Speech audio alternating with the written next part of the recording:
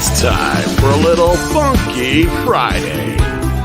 From their funky hidden headquarters, your hosts, Keith and Gary. Hey guys, welcome to another episode of Pop Culture Minefield. That's Keith down in the bottom corner on the right side of the screen. T-shirt, Fat Steven, and of course our good friend, Chuck Dixon.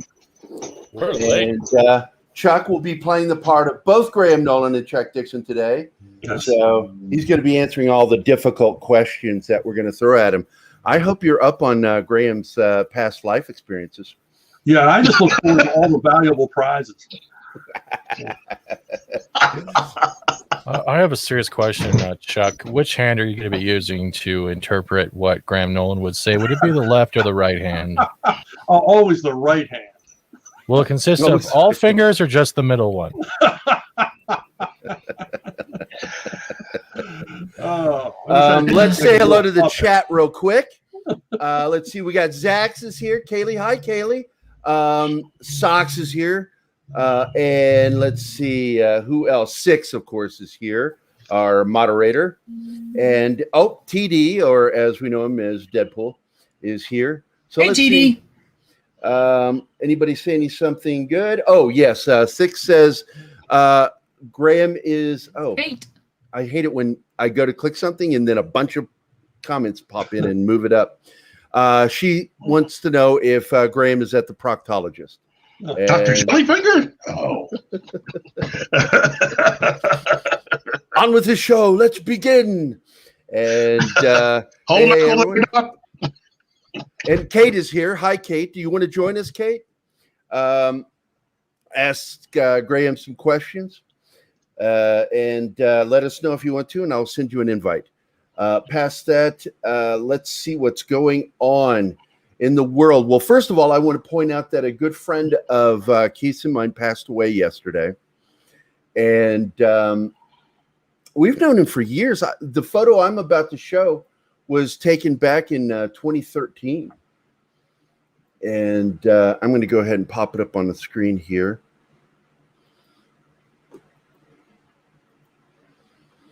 That's him and me at VisionCon back in 2013. Mm-hmm. Our good friend Brandon was taken by the disease that shall not be named. And it was a sad damn day because we've been friends with him for a long time. Yeah. I met him at the same convention I met you at. And, well, he was part of the new generation coming in as I was leaving. Yeah, he was a young guy. He was just in his 30s. Yeah. You know, and it's just such a shock that this disease took someone that young. But I do know that he was most likely pre-diabetic. So that's the thing about being fat. So we all have to deal with it. But he's definitely going to be missed. And I've already been contacted about everything happening next week. But I'll be raising a glass to him tomorrow night. So I already drank like half a 6-pack of Guinness. So I broke down and started drinking beer since Memorial Day. Well, you started that party without me. Yep, it's true. I drink alone. Yeah. Well, I'm going and supporting a local business from another person that I met at the same event, and so that's where I'll be raising my glass, is at his place. Yeah, I hear you on that.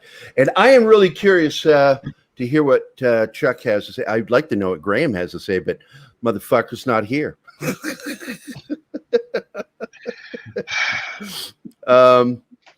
But this is what Mikey shared with us this morning. Andy Muschietti posted that image today, which I thought was odd because that's Michael Keaton's second Batman costume. And it's got the Watchman blood splatter on the yellow. Don't know what this means, other than it has to have something to do with Zack Snyder, I'm positive. What are your thoughts, Keith? Zack Snyder, or could it be the image? Walter? The image. Could it be Walter? I don't know. I do know that Walter needs to go bye-bye, as does Jeff Johns. Toby Emmerich should be hoisted He's on his way pike. out. He's already on his way out. He needs to be treated with the Vlad the Impaler style of piking. So I'm so violent when it comes to those guys. I really fucking hate them. And Sarnoff, their acolyte, will also be gone, I hear. So basically, a lot of the bad people at Warner Brothers that have been running everything to the ground will be shown the door. Well, we're going to see. I tell you what, things are shaking up with AT&T and their deal with Discovery. And my hope is that this will have an awesome impact on, Chuck and Graham, because we have still yet to see a proper Bane done, except in the cartoon, animated form. Well, if they end up making the if they end up allowing Ben Affleck to make his own stuff, Hurts rented tongue. I get it. Exclusive for HBO Max, that might happen, because he's actually a comic book reader. So we'll see. We will see. But let's get into this with Chuck, man. We've got that little bit of news out of the way. Mm-hmm. Chuck, first of all, thanks again for showing up on the show. Sure. And thanks for being a friend of mine, because I take advantage of my friends and have them on my show. It's not always easy, but I'm here. And I really do. I really do want to have. I want to get you, Frank, and Gary Jones on the same show, because all of you with all that white, beautiful fucking Santa hair are going to look good. Just all three of you. And I just think it'll be like, we'll call it the Fake Santa Show. There you go. Now Christmas time. Yeah. No. But let's get you in the large seat here. Boom, the big boy seat. There we go. Boom, there you are. Right. And you got the drawings that I did of Keith and I. This is the new artwork I did. Don't they look excited, looking to the future? Seriously. I wonder what they're looking at. They're looking at you. Oh. We will always look up to you, Chuck. Oh, well, you have to. I'm 6'3". So. Actually, God damn it, we're the same height. Really? And I'm 6'3", but I shrink during the day, and I end up right around 6'2". Keith goes, "Oh, I think I'm 6'2", and he stands up and he's towering over me. I'm like, somebody doesn't know how to fucking measure their height. So Travis and I measured him, and I'm like, dude, you're 6'4". Wow. Someone lied on their driver's license. That's with the hat on. So. I'm going to take down our little thing because I'm blocking Fat Steven. I don't like that. We're good with that, though. I'm not. I don't like that. There we go. And because everybody loves the animated Fat Steven, damn it. And yeah. And now, wait, have you been on? You've been on the lunch table with Lorena, right? I don't think so. Steven, have you guys invited him on there? Because God damn it, you need to get him on there. He's on the phone call. It's a very popular show, and Lorena is like one of the best pros I know, and we do shows with her quite often. And I'm telling you, man, you will have a blast. Mike Barron goes on there. In fact, when Mike Barron went on their show, he was secretly chatting with me on Facebook during the whole show, and I kept saying, "Blame Chuck Dixon." Or put Chuck Dixon in your book. Tell me you're going to put Chuck Dixon in there as some crazy Florida man. And we're having some fun at your expense. Why not? I am a crazy Florida man. So both of you fuckers are. And he lives in Colorado. Oh, wait. I thought Mike lived in Florida. No. Oh, nice. He's in Fort Collins, Colorado. Oh, man. It's shitty there. I hate that place. He writes about Florida the way Edgar Rice Burroughs wrote about Africa. He's never been here.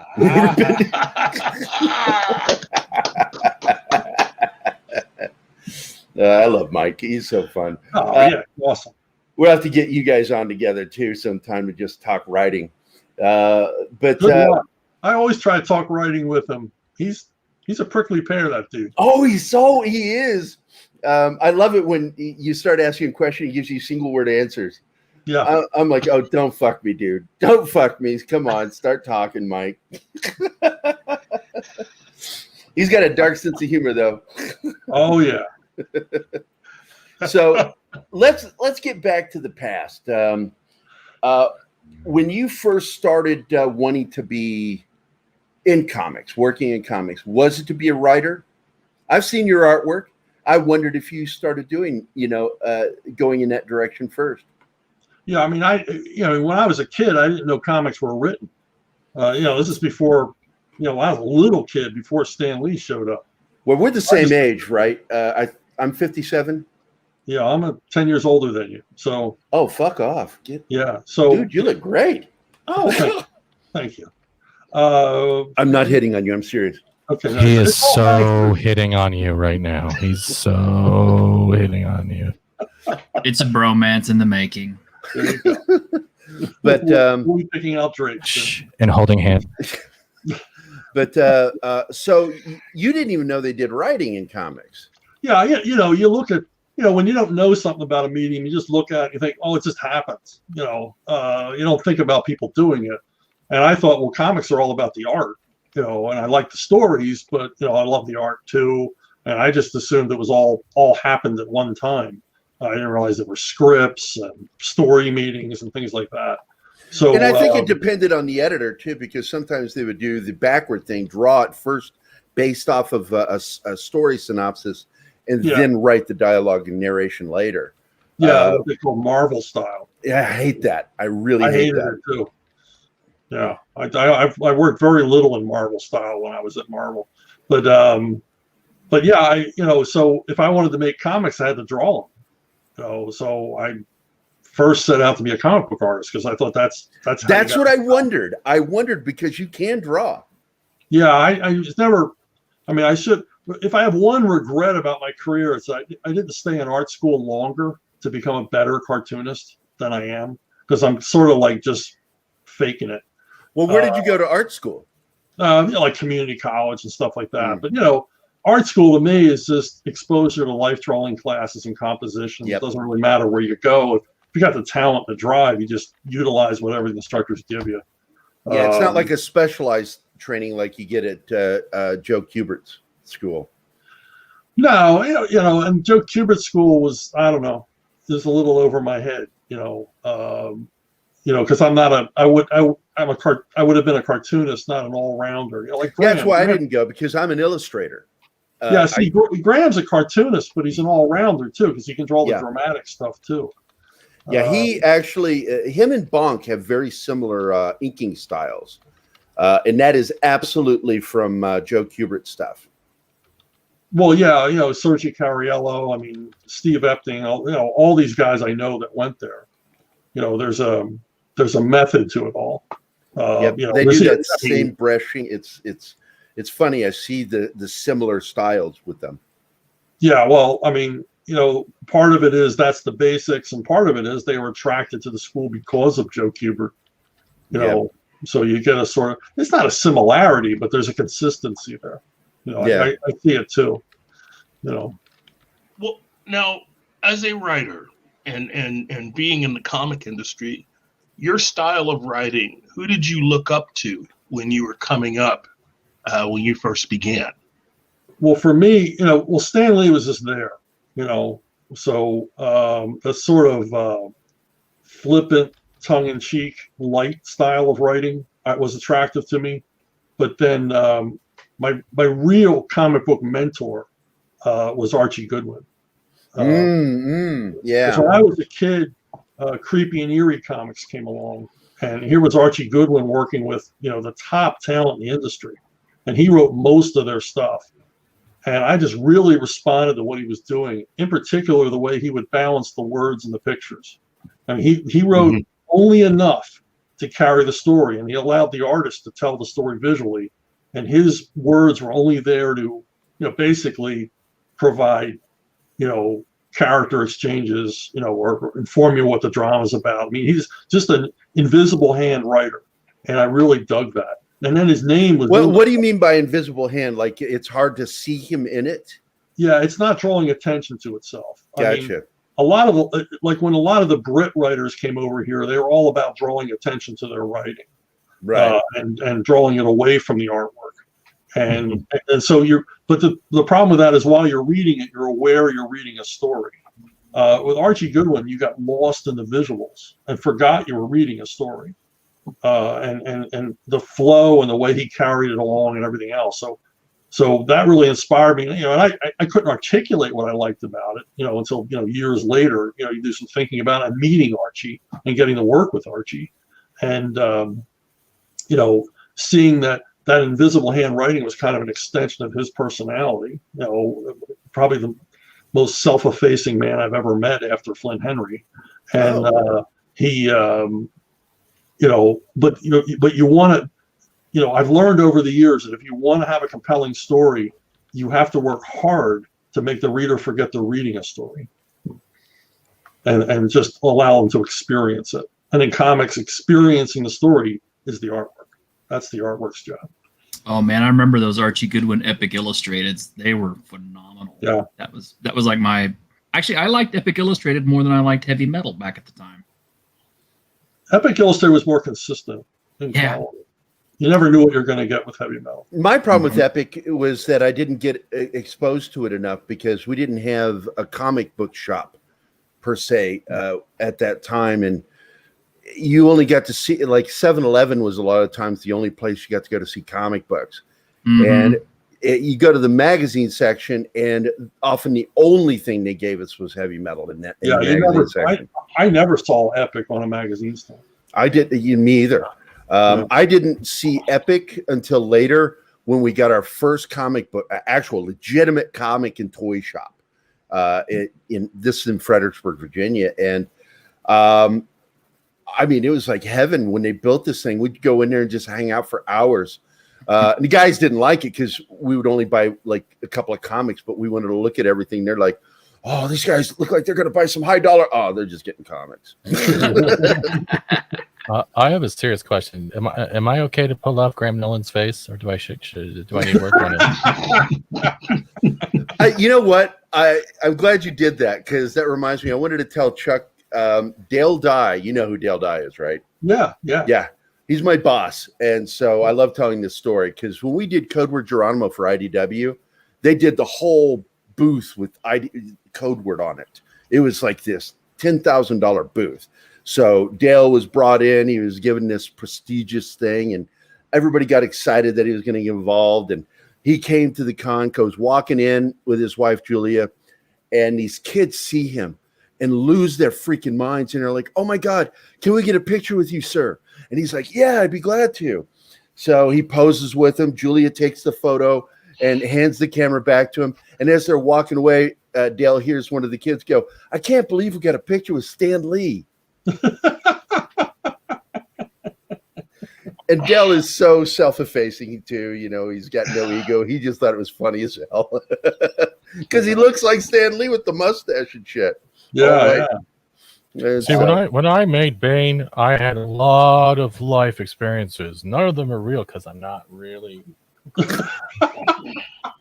I'm stuck in a perpetual smile. It's really sunny in my hot tub. I'm sorry, Graham. I am so sorry, Graham. They paid me to do this. I'm so sorry. Yeah, They paid you? Yeah, I sent him $5 through the Cash App. You never sent I don't me have shit, a Cash man. App. It doesn't work in Canada. That's a lie. Gary, you bastard! You never pay me. And that should tell you Jace, something. Yeah, Gary. There's also been a request. Jace wants to know if he can join our panel today. Yeah, can you send him an invite? I shall right now. All right. Yes, you'll like Jace. A really nice kid from Norway. Norway. Switzerland. Yeah, I Not think from they Switzerland. I think people from Norway are called Norwals. No, they're not. Now, I'm going to say that. What? I'll do that. I'll do that when he comes in. I'll do that when he comes Norwegians, dude. Be respectful. Norwal isn't it a whale? in. In Germany, they're called Nordevegans. It's actually, Fat Steven, it's not a horn, it's a tooth. Is it? Yeah. On the top of their head? Yeah. It's on the top of their head. It's sticking out of their face. It's a tooth. Okay. Sorry. You know, you had made a comment earlier about Edgar Rice Burroughs, Chuck. Yeah. And so, I mean, I can glean from that you are a fan of his work. Yeah, huge. Huge. Wow. I think it shows in your writing that you are. Really? Yeah. You have a fantastical way of writing a lot of the stuff. I have 2-year scripts that once we get moved to the new house, I am going to draw those 2 scripts, motherfucker. Okay. All right. And but like one's a straight up action one, but that one with Dracula on the Moon, that's very fantastical, and that read like an Edgar Rice Burroughs story to me. So that's a compliment. Oh, thank you. Yeah, I ran into Burroughs, around the same time I ran into Tolkien, read all the Pellucidar stuff. In fact, I still write a weekly strip for EdgarRiceBurroughs.com of Pellucidar. I've been doing it for 7 years. Really? Oh, I didn't know that. It's the best kept secret in comics. Me and Gary Quapis have been doing it every week for 7 years. Oh, wow. So, Wow. I'm going to have to check that shit out. You're going to have to link that up because I have a friend who's going to want to see that for sure. yeah. No, it's Yeah, fun stuff. But, here's our I friend tried his writing. I like the fact that he wasn't afraid to write action. Hello. Jace, this is Chuck Dixon. Chuck Dixon, Jace. Yeah, I met him on Fat Steven's show. This is our Norwal friend from Norwal. Yes, he's a unicorn. No, I met Chuck on Fat Steven's. So you already channel. met him then? Okay. Yeah. Good. We did. Then you can shut up now. Shut up. Okay. Now, Shut up, Norwal. coming from the fake Graham Nolan, Chuck, this is fake Graham Nolan talking right now. What is your most favorite thing about me besides my sunglasses and 8-pack muscles? I just love how you endlessly talk about beer all the time. I love beer. Beer and whiskey. You know the way wine snobs talk about wine. Graham can go on and on about the latest IPA. So He really does. He really does talk about, if it's not about fish, it's about whiskey and beer. Yeah, Beer. As a non-beer drinker, I find it fascinating. Now, he doesn't talk about cigars, but he loves being photographed with a cigar. Yeah, if he talked about cigars, I would stop being his friend. That's a little weird. That's a step too far. I had a cigar. It was one of the.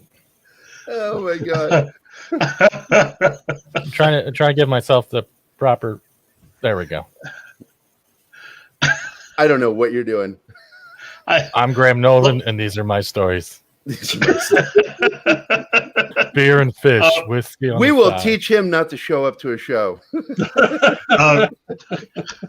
Chuck, what else did you grow up reading besides Burroughs and Tolkien?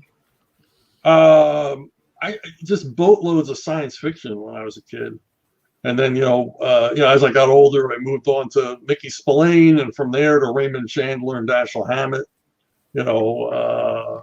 Now, see, your thrillers reek of Mickey Spillane. I like that. I can see that. Because I'm a big Mickey Spillane fan. I loved his writing. I loved how that guy would always end with a one-liner. Just this cool one-liner, like I can't remember which one it is, but where he shoots the femme fatale, and she goes, "How could you?" And the last line of the book is, "It was easy." Yeah. That's I the jury. That's it. I had the jury.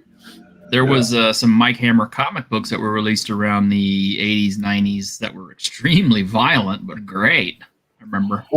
Well, Mike Hammer, if done properly, usually gets banned. His comic strip was taken out of the newspapers because it was too violent. His radio show was canceled because it was too violent. And so, if you get like watered down Spillane, it's no good. It's like I never liked the Stacy Keach show because it was like really diluted Mickey Spillane. I mean, he's He's a Neanderthal. Hammer's a Neanderthal. That's what we love about him. Yeah, it really is true. It's true. Don't get me wrong. James I Bond like is the a HBO throwback. show, but the fact is, it really was a watered down version of Mike Hammer. Yeah. Yeah, because Hammer represents every negative male stereotype. He's a slob. He's quick to anger. He's chasing after the women. He says inappropriate things to women. If he doesn't He like says you, inappropriate shit to men. But that's okay. But it's kind of the only comic book equivalent of Mike Hammer would be the Punisher, because he has all those same negative male attributes. I love the Punisher. So so there's probably a good deal of Spillane in my Punisher, because I always saw the two as like brothers. yeah. We need to bring back Mike Hammer now, because it would be just perfect for this new generation, just to watch him squeal and scream. Well, my worry is squeal at Seinfeld episodes. Imagine what they would do to undiluted Spillane.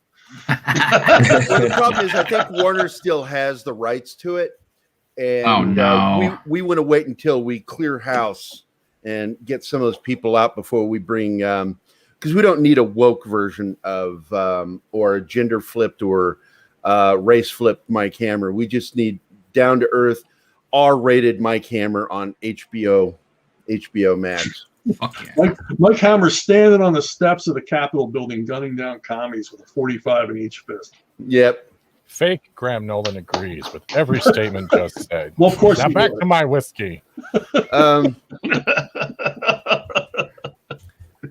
So when did Graham start losing his hair? I don't know. I couldn't tell. Oh, I'm out. I'm not doing that. It was a fortnight ago. I was running to my dearest Anna. Dearest Anna, it has been but one bottle of Rogaine since my last loss. I think it happened Always after Fortnite with you. he went out in the desert to rescue that kid. He rescued him from a gamma ray explosion. I think the hair loss started right after that. And that's when he So the started kid- beefing up and being all Bane. Yeah, that crazy Bane kid, Nolan. Hot Rod. He nobody would go out and save the kid, so he went out. So Does anyone really want to save a kid though? Yeah, it depends. Like, is it the little shit kid that in the neighborhood that everyone's just like, oh, he'll eventually play with lawn darts and it's over, or is it the actual kid somebody cares about? Let's go into Bane a little bit, okay. because I am really curious. I was really wanting to get into it with both of you, but because I wanted to know who influenced what with that character. Like, whose idea was the Luchador Mask? Yeah, That whose was idea was a Luchador Mask? That was Graham. The whole Luchador look was his, first suggestion, because the character was from an island off the coast of, somewhere in Central America, somewhere in the Caribbean. So he was going to be a Hispanic character. And Graham says, well, what if he had a Luchador look, which would work perfectly because it would leave most of his upper torso exposed, so that when the venom kicks in, we really see it. You can react. You can really see it. And then we see how hairy he would get, because we did a lot of discussions about what would it be like for a guy on a superhuman growth hormone, a super steroid. What would that guy end up looking like? And he'd be a hairy son of a bitch. Yeah. So Harry Bane. yeah. So that's what separates Bane from the rest of the superheroes and supervillains. Is he's very hirsute. He's very hairy. And because we've talked about it previously on the show before, not just with you, but about the fact that Bane is, in our opinion, because I think we had the consensus, to be the best and most powerful villain of the Rogues Gallery. I agree. Because he's the only one that actually broke Batman, Bruce Wayne. Not just physically, but emotionally and psychologically.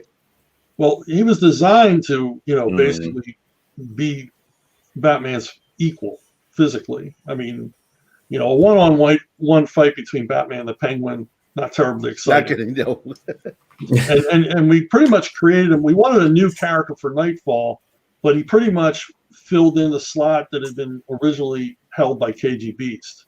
Yeah, I remember KG Beast. With the fall of Soviet Union, KG Beast was irrelevant, and so we needed a replacement, and we wanted a brand new character for Nightfall. So Bane comes in to fill in that role.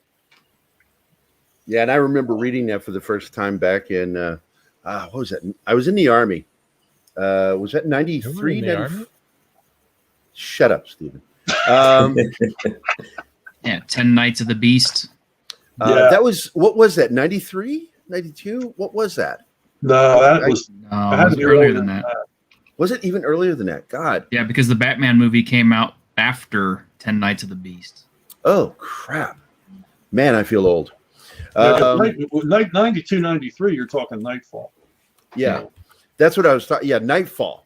Because I read it. I remember reading it in the Army because we had a really good comic, not a shop, but one of the spinners, just always loaded with brand new stuff on post. And it's like, oh my God, comics.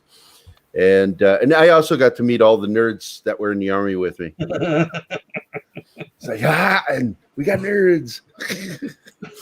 But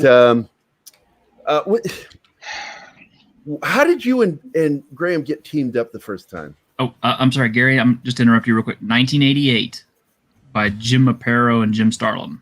Right. Wow. Well, I didn't read it until 92. I love Jim somewhere in Starlin. that area. But so how did you guys meet? And when did you get teamed up and how did it happen? Well, I was working on Airboy for Eclipse, and initially the Skywolf backups, when we enlarged the book, that were done by Tom Lyle. And then he moved off to DC and we needed a replacement. And Tim Truman, who was editing the book at the time, had been in touch with Graham. Graham had sent him samples.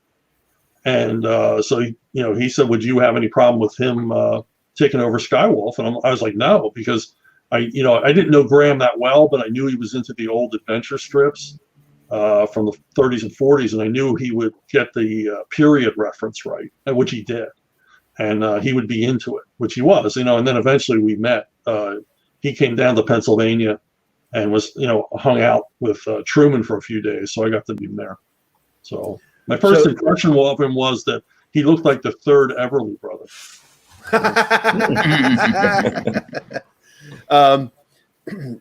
Because that's exactly where I was going next. Is like, did you guys hit it off immediately, or were you wow, man, I can't stand this guy. He's dick. No, we like, Graham's a super likable guy. He's always got he's Mr. Personality, which would probably kill me for saying that, but he is. And the other thing I liked about Graham is that he's just no bullshit. He's going to tell you exactly what's on his mind. And even when he does, I can tell when he wants to say something, but he doesn't want to hurt your feelings. He gets this kind of expression on his face, but he's still going to say it. And that's why we work so well together. There's no egos. There's no like, oh, you don't like my ideas, because they suck, and, we're able to tell each other the truth about, our work. Like, I didn't like this, or could you change that? And pretty much on the same page about everything. Well, that's his background with, the newspaper strips, his love for the newspaper strips. I mean, that's a great school when you study them. I have a serious question now. Now that I've kind of parodied Graham Nolan's face, and now he's sitting with me at the hot tub, is he going to beat me up now? He could. He could very well. Just watch. Not could. Will he? This is no hypotheticals. Stay away from politics. It's probably the best thing. Oh, hey, he's a Texas guy. I'm in Texas.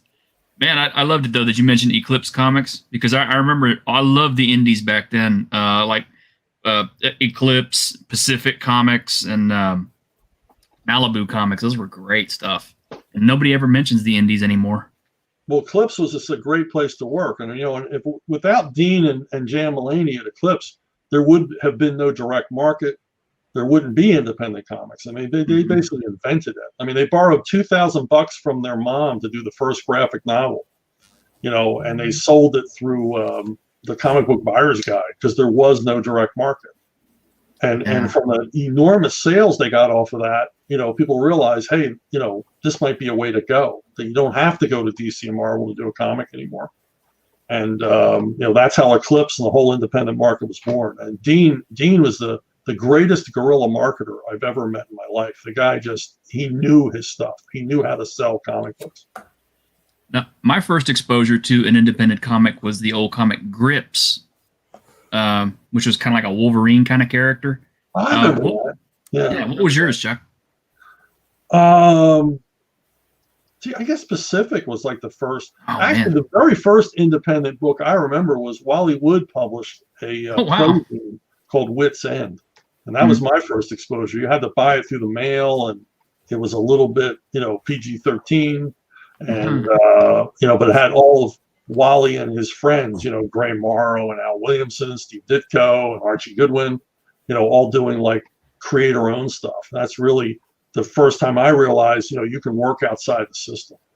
Yeah, man, I miss independent comics so much because nobody ever really talks about them anymore, and there really isn't any. It's like you got 4 big guys, and that's it. It's crowdfunding is the independent comics now. That's what it is. Chuck, I was wondering if you had a chance to do any villain or hero your way from any of the comic book lines, whether it be independent or mainstream, why would you want it, and what would you do with it? My standard answer to this is I'd like to do a run on the Fantastic Four, which would obviously include Dr. Doom, and that would basically be everything to me. And my dream would be to do it with Graham, but it's a dream. He draws a really good thing. He does all of them well. He really understands everything about that, and it's Kirby, but it's Kirby filtered through Graham.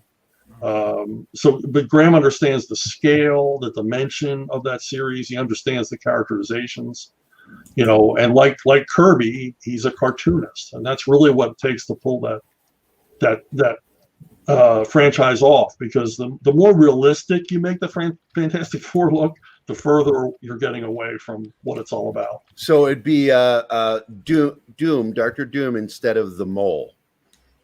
You mean Mole Man? The Mole Man. If Graham and I did a run on Fantastic Four, it was like a year-long run. Trust me, everybody would show up eventually. Yeah. Because that was my first experience with the Fantastic Four, was the Mole Man. My first was Fantastic Four #5, Dr. Doom, and I just fell in love with that comic. I fell in love with that character. What are your feelings? Well, he's a great character. Yeah. Oh yeah. Doom. Go ahead, Stephen. Go ahead, Stephen. Okay. What are your feelings on the marriage coming up soon? That whole issue and storyline. What marriage is that? Dr. Doom's getting married again or something? Who's he getting married to? I don't know. Someone who has no idea what they're in for. It'd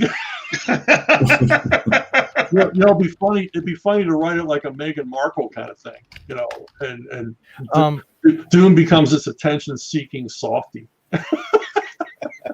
Supposedly he has supposedly it's a way. Oh my god. I hope it's Rocket. I hope he's marrying Rocket. That's all I care about. Let's hope he's marrying Rocket. Yeah, I don't know. That's one of those comic book stunts that they hope that they'll mention on NBC Nightly News, but I don't think they will. So they became addicted to those stunts when Superman died. Oh yeah. They did that way too much. Yeah, I remember I was building a house. Well, I wasn't building. I was having it built. And when you're building a place, it's like a job. You have to go check up on it and everything else. And I pull up to the house, and all the guys stop working. They climb down off the roof. They come in from inside, and they come out to the car, and they say, "Why'd you kill Superman?" See, I didn't have anything to do with it.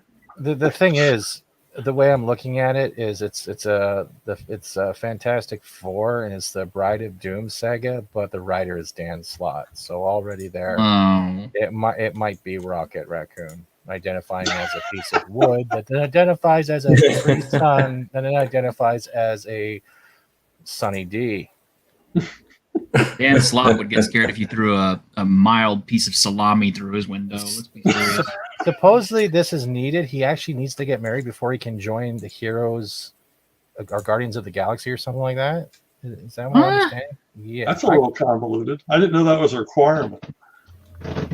Yeah, that's a lot convoluted. Somehow I'm glad I don't read these comics anymore. Yeah. Yeah, try writing them under those conditions. Ugh. I left Marvel in '86. Oh, Guardians of the Galaxy. Doom is going to be a busy guy considering he's also joining the Guardians of the Galaxy. Hope his new wife wasn't too mindset on the long distance relationship. Yeah. Yeah. There you go. There you go. If anyone is hearing me right now, throw up in your mouth. Tell us how it tastes. Oh, exactly, Kate. This is what I'm thinking is what if they end up just ripping off the Venture Brothers? And I'm like, yeah, because that's all I'm thinking of is that character from the Venture Brothers with the jaw that talks like Arnold Schwarzenegger. Oh, no. And he thought, oh, my God, what it was. Because he's clearly ripped off of, yeah. Yeah, but Dean was dressed up as Princess Leia. Remember that? And he thought the kid was a girl. Yeah, he's like, yeah, I'll make you my bride. I'll even take off my jaw and show you how long my tongue is. And at this point, you're like, I know this is Venture Brothers. I know they're going to stop it soon, but they're really persisting the point of I need to watch a commercial right now. Yeah, when he pulls his jaw, his tongue just flops out, and it's like really long and gross. All right. I think I have it cleansed up for you right here. I'll real quick. The Guardians cleanse. Nolan and his dragons are cleansing the entire worlds of life. Spartax is their next target, and the Guardians of the Galaxy can't save it alone. It's a good day for the return of legendary Star-Lord. Meanwhile, as the team battle cosmic horror, something worse is waiting. As the clock ticks down to the last stand-in, and it's going to be about Doom getting married. Oh my God, I don't want to read this. Why do you do this to me, Jace? No, God, no. Oh yeah. You know, yeah. File that under nobody cares. But if you could, Chuck, let me ask you this: if you could take over or bring back one classic comic from Marvel and one classic comic from DC to write any way you want, which ones would you pick? Oh man. Well, I think on a previous last time I was with you guys, I mentioned Commandi at DC. Yeah, you did. So I think Commandi is a hell of a property, and it's got everything. I mean the premise is in the title, Commandi, the last boy on earth. So I would lean toward that. At Marvel, I'm not sure. I got to write a lot of Punisher, so I kind of scratched that itch. That was, most of what I wanted to do. I don't really have a character that I wanted to do, other than Fantastic Four at Marvel. I could see you doing. That's what I was thinking. Is Fantastic Four would be perfect for you. You could adapt the video game Lemmings, but make it all of the Disney sequel trilogy characters, and they all just jump off a cliff. That's pretty much a whole miniseries right there. What? That's a good one, Keith. What? Don't rub your eyes on me. Everyone's thinking about it. Yeah, and each one of them has an Ewok in his arms when they jump. Oh, exactly. Yub nub to death. Yes. If I could pick a project that I would think Chuck would be perfect for, would be Terry and the Pirates. That'd be fun, but that's a hard act to follow. That's like when they started doing spirit stories again. It's like, come on, I don't care how good you are, leave it alone, leave it where it was. Don't. It's like when you get a sequel to The Odd Couple. Who wanted that? Nobody. Yeah, but Chuck, I believe you have everything it takes. That if anybody were to bring it back, it'd be you. Well, I'd sweat it. That's for sure. Well, it's interesting. You talk about Commandi, and I remember Commandi has some play with the old Thundar the Barbarian TV show. Yeah. And there is actually a new project on Indiegogo called Godlike, aka Project Thundar. So I believe it is some kind of a link up to the old Thundar properties. Wow. It's up on Indiegogo right now. Wow. Mm-hmm. Wow. Oh, we have our first super sticker. Zach sent us California $5. Is that worth anything today? It's worth a pile of poop on the sidewalk last I checked on the stock market. Could you buy a protein with it? And his question is, if you could cast actors from any era, who would you choose to play the Punisher And who would you pick to play Bane? Uh, Good question, Zach. Really good Really question. good question. That's Man, oh really good. man. From any era. Man, that's tough. I mean, when I worked on The Punisher, when I worked with John Romita Jr., and he liked the idea that I leaned into the fact that The Punisher was Italian. So I think Stallone would have made a hell of a Punisher. Okay, imagine that. Sorry. You know, you Not should. tall enough. I bet you can make that shit happen. Dude, it would literally be Rambo in a trench coat. If you Because think about it. imagine a 1930s era Frank Castle going up against not just the mob but the commies. They did that one. I've Actually, never seen that's it. I'd the love to Avenger. see that. That's the Avenger. That sounds really cool. is. That really is the Avenger. Frank Castle's That's like basically what he 6'3", so they need a tall guy to do it. Or stilts.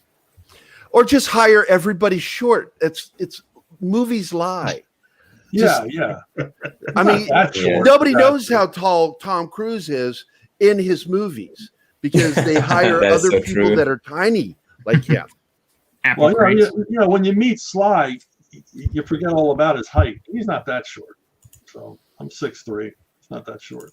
I'm Yeah, 6'4". everybody, because people like us, we tend to see the tops of people's heads Yeah. and we get used to it. But I have a question for you. Do you get as excited as I do when I meet somebody and I can't see the top of their head? I get really excited by that. Yeah, I you know have- what? When I met Adam Baldwin, I mean, I had to look up to him. That's unusual for me. So I love that, dude. I That's a freaking big love guy. it.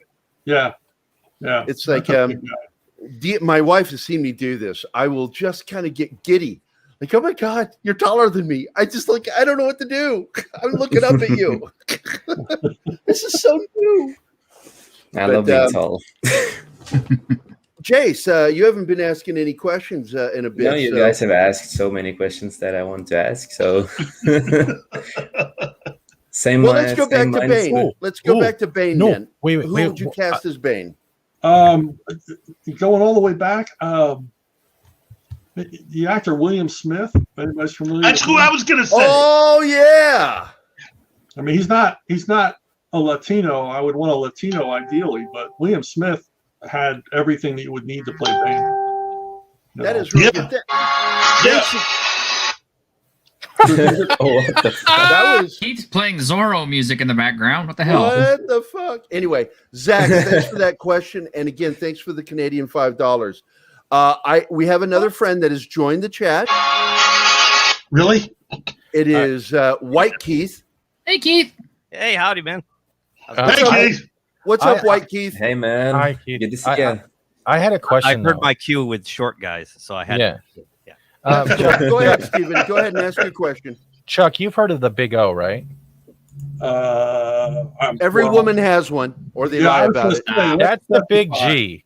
But the Big O was pretty much an anime series with the robot and stuff, right? I think he would do a good adaptation of that if he was ever given a chance or looked into Well, it's so similar to me to Batman, so yeah. because I like that. Instead of a bat suit, he goes into a giant robot.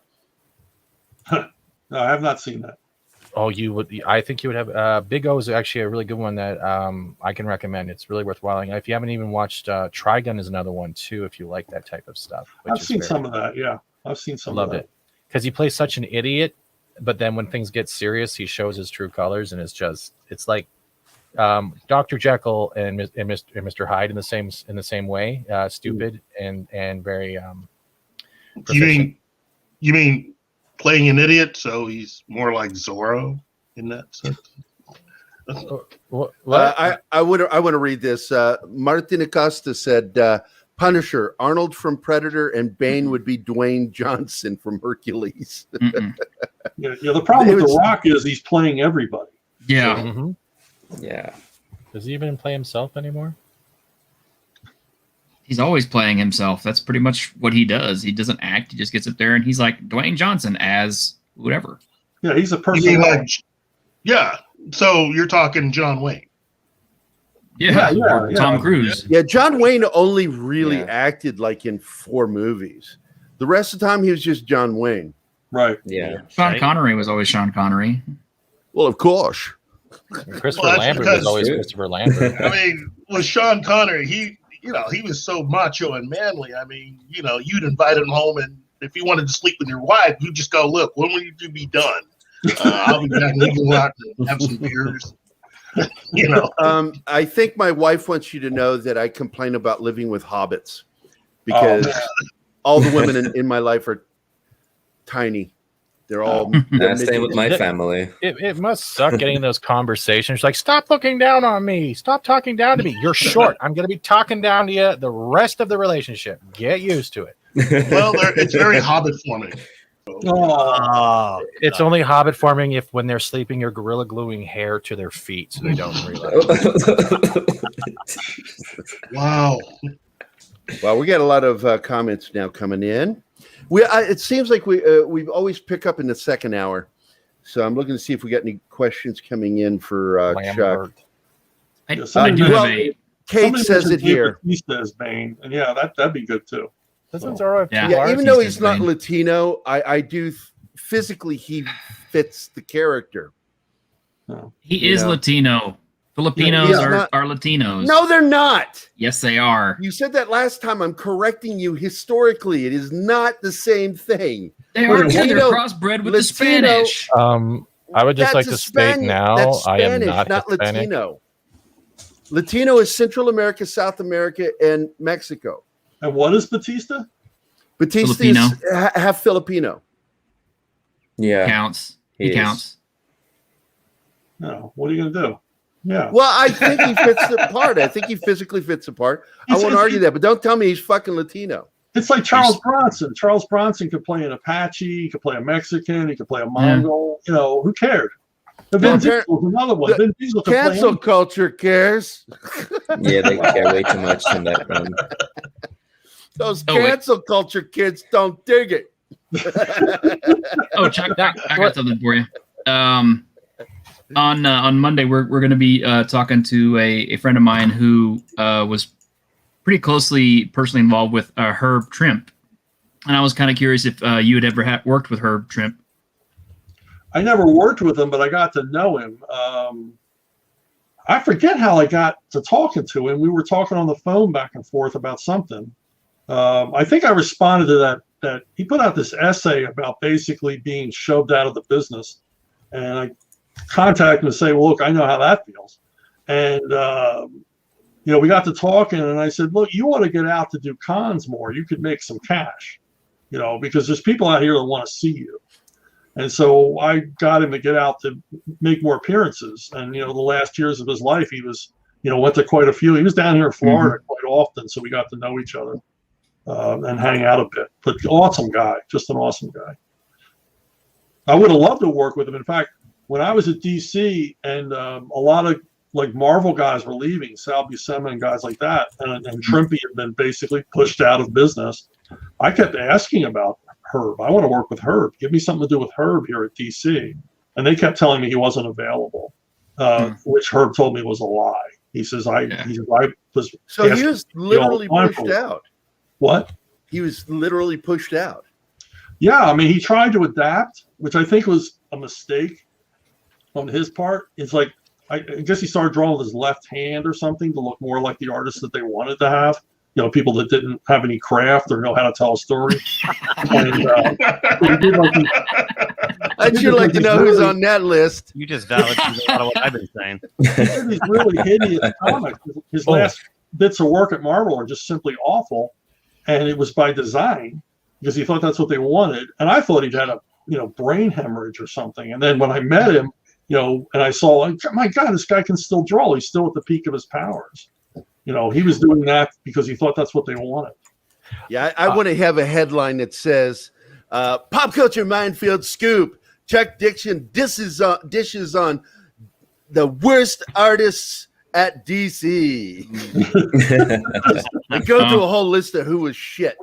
Well, Glenn would always say that about it. It's like Herb was such a nice guy that he'd always be drawing stuff for people, and his wife would always be the one who'd have to be keeping him from just giving away all of his stuff. Oh, that's every comic book wife. I remember Kelly Freeze, Joe Staten's wife, they'd always be there to go, you should be charging more for that. And, they were right. Hillary is definitely the business manager. I'm friends with Joe and Hillary, and they are awesome people. But yeah, great. He's just thinking, hey, we're having a good time here. Here's a picture of Green Lantern. No, that's $60. Oh yeah, Joe would give you the shirt off his back. To a total stranger, he'd give the shirt off his back. Yeah. Speaking of shirts off the back, we need to ask Chuck for a serious answer here. Do you think Keith should take his shirt off for charity? And if so, what charity should Keith take his shirt off for? I do think Keith should take his shirt off for charity. White Keith. The other no. White Keith is the beefy one here. He's our Graham Nolan. We should arrange a match.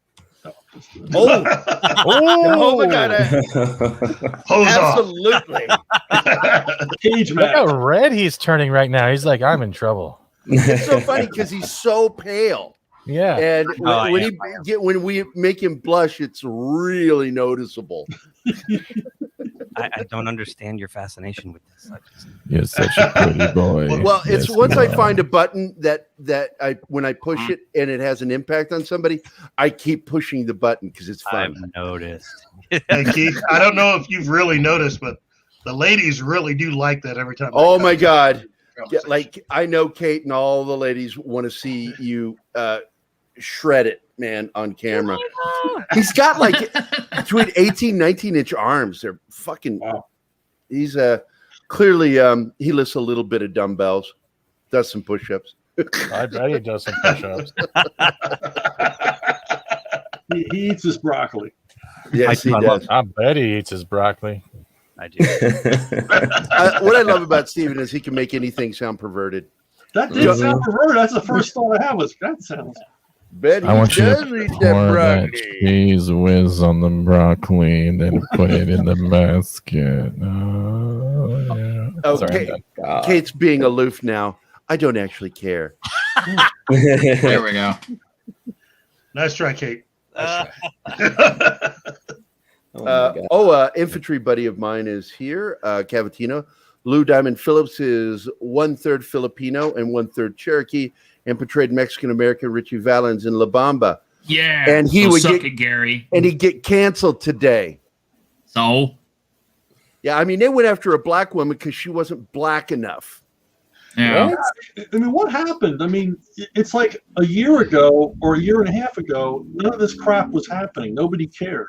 And now all of a sudden we're supposed to care about this. Well, look, you remember this too, Chuck. Even though you're 10 years older than me, I'm telling you, you experienced this. There were kids like this when we went to school.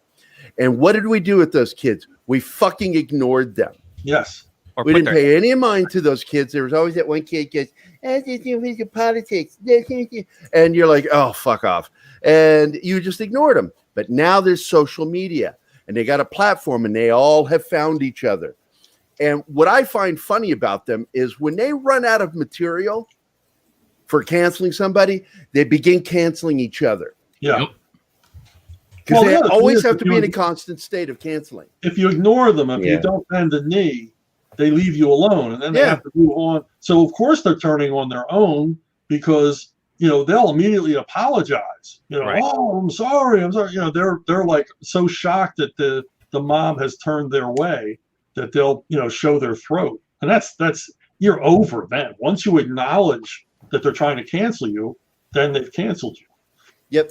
Right. Because whether you apologize or not isn't the point. They want to end your career. I mean, I've been told to apologize by the comic book companies. I've actually said you have to, if you want this assignment, you have to call and apologize to this editor. I said, is he the editor on the assignment? And they're like, no. But he's upset about something you said in an interview. I was like, well, I'm not doing that. Mm-hmm.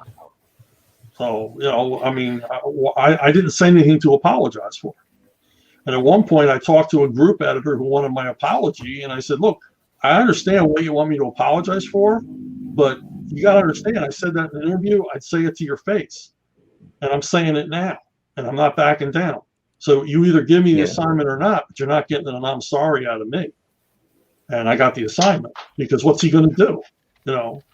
Of course, today, they do their best to try to ruin me. But these days, they kind of leave me alone because it's pointless. I just don't. react. Yeah, don't react to them. I don't react. Like when I stepped in at that one day, that people were trying to get me to react to them, and I'm like, I don't give a fuck what you have to say. You're an idiot. It's like I'm not going to apologize to you. Why would I fucking apologize to you? I don't fucking know you. Yeah, it's like I'm not going to participate in my own destruction. Yeah, but that's what they why want. They want you to participate in it. And what I love is when these idiots in Hollywood fucking fall into that. And I'm like, well, you stepped in it now. You apologized. No, I mean, early in my career, Larry Hama said to me, he said, your stories make sense, your characters are likable, and you hand your work in on time, and they'll never forgive you for that. And the truer words are never spoken. I mean, the animosity toward me began when, I would get 6 months ahead of schedule on my scripts. Wow. And I just hated that because remember, at that time, a lot of the editors were doing the writing too. And of course, they were writing everything last minute. Yeah, I guarantee you somebody said to you, hey, man, slow down. You're making the rest of us look bad. Oh, yeah. I mean, I had an editor. He handed in an issue of Punisher War Journal, completely done by Gary Quapis and me, 90 days early. And they didn't speak to him for a month. Nobody would talk to him. Wow. Because it's like it's like it was like it was a union shop and you're working too hard. That's crazy. That is fucking crazy. What happened to the days where when you worked hard and got your work done and it was done correct, that you were actually not like acknowledged, you were given like a mini high five. You weren't always expecting it, but that was the whole purpose. Get your work done, make sure it's done right, check it out, hand it in, move on to the next project. Isn't that how work goes? Isn't that the whole process? I mean, that's why, before I was in comics, I wrote children's books. Mm-hmm. And there was no merit rewards in children's books with a lot of killing. There's a book called Travels with Pooh. It's a Winnie the Pooh word book, and there's a gunfight in that children's book.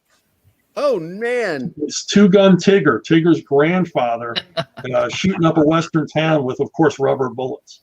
But it's a shootout. But anyway, there was no reward for merit.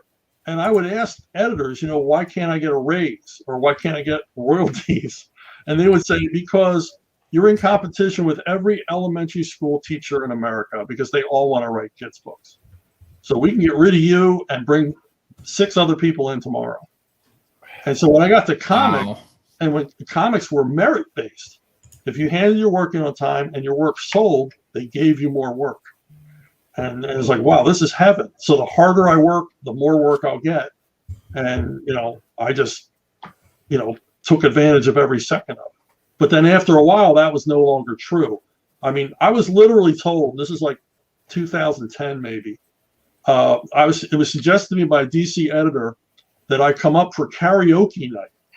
Mm-hmm. And that would get me more work. And because the editor-in-chief liked karaoke, what he really liked is humiliating people at the karaoke night. And I said, that's never, ever going to happen. Yeah. If you can't give me work based on my past history with this company and, my current history, then I don't want to work here. Amen. Oh, I heard someone else say amen. Hey, Cavatina wants to know something, Stephen. Did you want to talk about that? We talked about. I am not doing that again to these people. Why do you keep bringing this up? I don't know what it is. What is he talking about? This is the one where Tessa Thompson was put in as Sherlock, and we were discussing the whole. There's a G.I. Joe cover where they gender swapped all of them. Female Snake Eyes. Oh, I saw that. Oh, really? All that stuff. And Tessa Thompson is one of the covers. Leave it to an infantry guy to fucking try to. But Larry Hama is still writing it. That's the sad part. And he endorses the new Snake Eyes movie.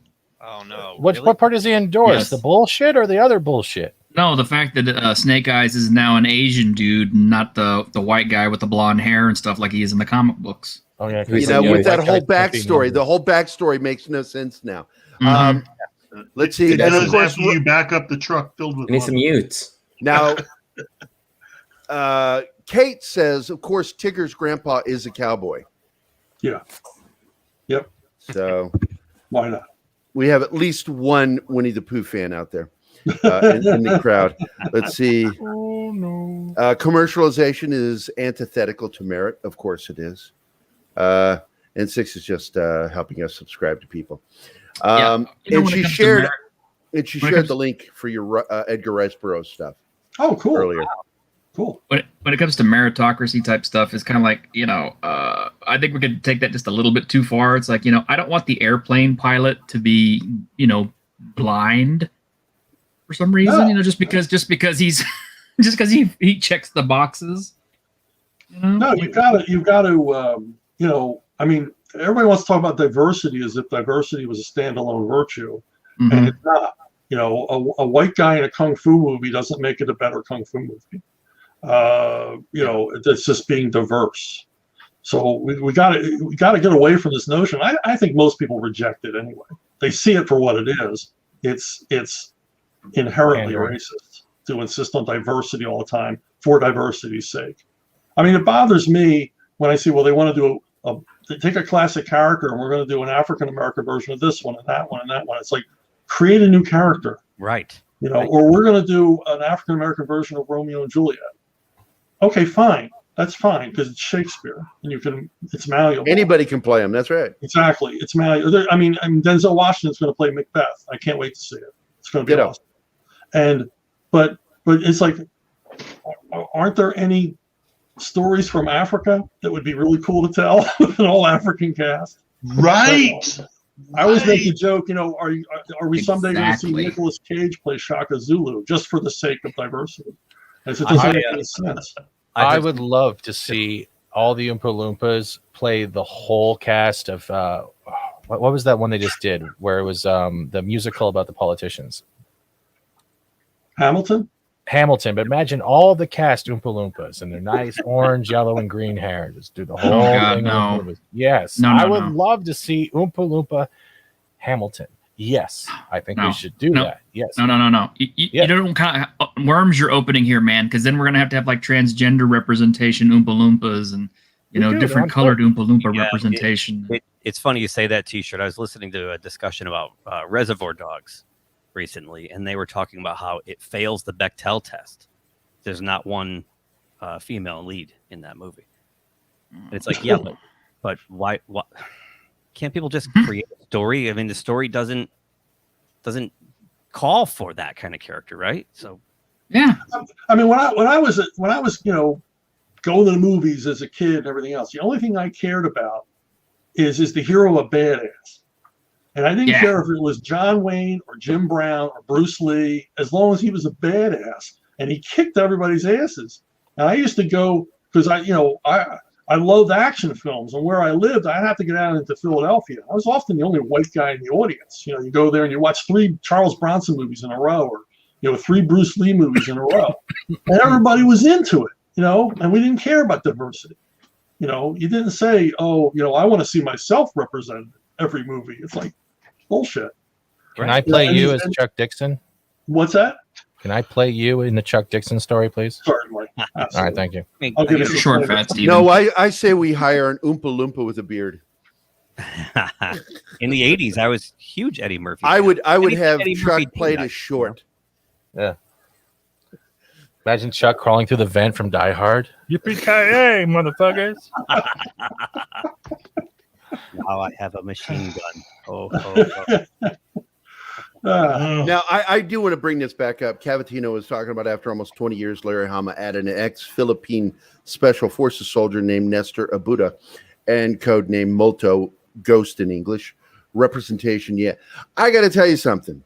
I actually like that idea of that character. I'm not a very woke person, at all. I'm very anti-woke. I don't see that as woke. Maybe the reason he brought it around was for woke reasons. But I saw that and went, you know what? That looks like an interesting character. I wish he'd done that before. And I'll bet the same thing happened to him. It happens to him over and over again because he's been on G.I. Joe forever. But when I was on G.I. Joe, people would come up to me, well, why isn't there a Coast Guard guy? Or why isn't there this kind of person, that kind of person? I realized people want to see themselves in G.I. Joe, and it makes sense. It's not for the sake of diversity. It's for the sake of variety. And it's also a sake for addressing every branch of the military service, which is, the same thing Larry is about. And, at the heart of it, G.I. Joe is about a brotherhood or sisterhood or whatever the hell you want to call it. But it's about, this group of people coming together to serve a unit, and they're no longer individuals. And it doesn't matter what their background is. They're a Joe now. And that's all that's important. And loyalty and honor and courage and all the rest of it. And doing the right thing is all that's important. Joe was like Delta Force. Yeah. Joe was a title. Once you earned that, you were there for one reason: to defend from against Cobra and all of their actions, and that's pretty much what it was.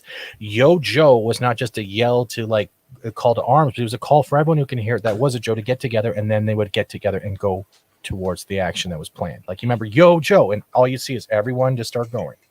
It was. These are all the things that Larry took with him, from being, in the service himself, from being in combat, and seeing, the importance of a unit, the importance of loyalty and bonding and not being of self. And that's everything that G.I. Joe is about. And that's why people respond to it. Everybody wants to belong to something like that. That's why it's a great, it's a childhood wish fulfillment fantasy to hang out and be one of the cool guys doing cool things and be totally accepted. And don't forget walking on Scarlet showering, every boy's fantasy. There's that too, and there's girls. So, I'm sorry. Lady J. Martin Scarlet. Acosta Santana wanted to tell you something, Chuck. Yeah. I must admit, I'm quite starstruck today. Thank you for your writings on Batman, Punisher, Doom, and Predator, Mr. Dixon. And speaking of Predator, that is one of the least favorite things that Graham drew. He hates drawing Predators and used to hate Huey helicopters or all helicopters. But now, because of because we both use 3D models when we do this stuff, it made it a lot easier. Yeah, Predators. Yeah, no, I can't think of anybody who liked to draw the Predator except Rodolfo DiMaggio. But of course, he liked to draw helicopters too. So yeah, he's the exact opposite of Graham. He is. He is the polar opposite of Graham. Let's see. And CJ Snakes, what did you say? Yesterday, they revealed their 5th Roadblock figure for Classified. I'm like, if this is because he is black, what about making Stalker, Alpine Doc, and other black? You're just running around with that word black, dude, a little too freely. Why 5 roadblocks? I have no idea. Keith, do you know what he's talking about? I do. T-shirt? Explain. Yeah, because I'm a Joe fan. I have all those figures here. Yeah, Roadblock was kind of like their main black guy because he was the big heavy machine gunner with the M2. Right. But yeah, before that, Stalker was in the first wave, and he was a black scout type. Then later on, they had Doc and other characters who were all black too. There weren't a whole lot of black characters in G.I. Joe, but they were there. But there was also lots of other representation. They were also prominent characters. Mm-hmm. I loved writing Stalker. Mm-hmm. Stalker was a good character. Awesome character. And they had Asians, they had Native Americans, they had they had like a whole cross section of people in G.I. Joe. So saying, "Oh, G.I. Joe's not diverse enough" is bullshit, man. No, it's it reflects the population of the United States. That's what it's meant to do. I was responding to Martin Acosta about what about Black Hawk helicopters. And I'm like, dude, I did an entire graphic novel for IDW with just a shitload of fucking Black Hawks. I have to interject right now. And once Gary, again, I'm saying Black Hawk, not Cox. Black You're Hawk. using black. You're using black way too much. Yeah, I'm throwing it around pretty frivolously, aren't I?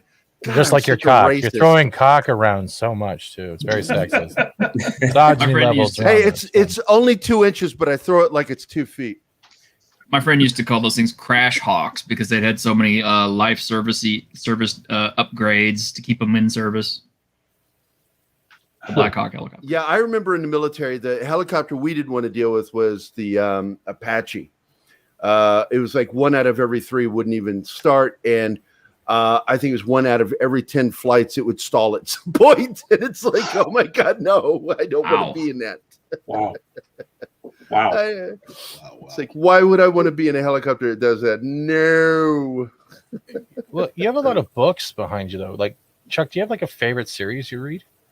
You mean comic series? Comics, books, novels, anything? Penthouse letters? Yeah, I just sort of cherry pick these days. I'm reading Steve Canyon from the beginning now. I read a lot of foreign stuff. I just got a whole bunch of these big telephone book-sized comics of Tex, the Western character from Italy. I love that stuff. So it's a little bit of everything.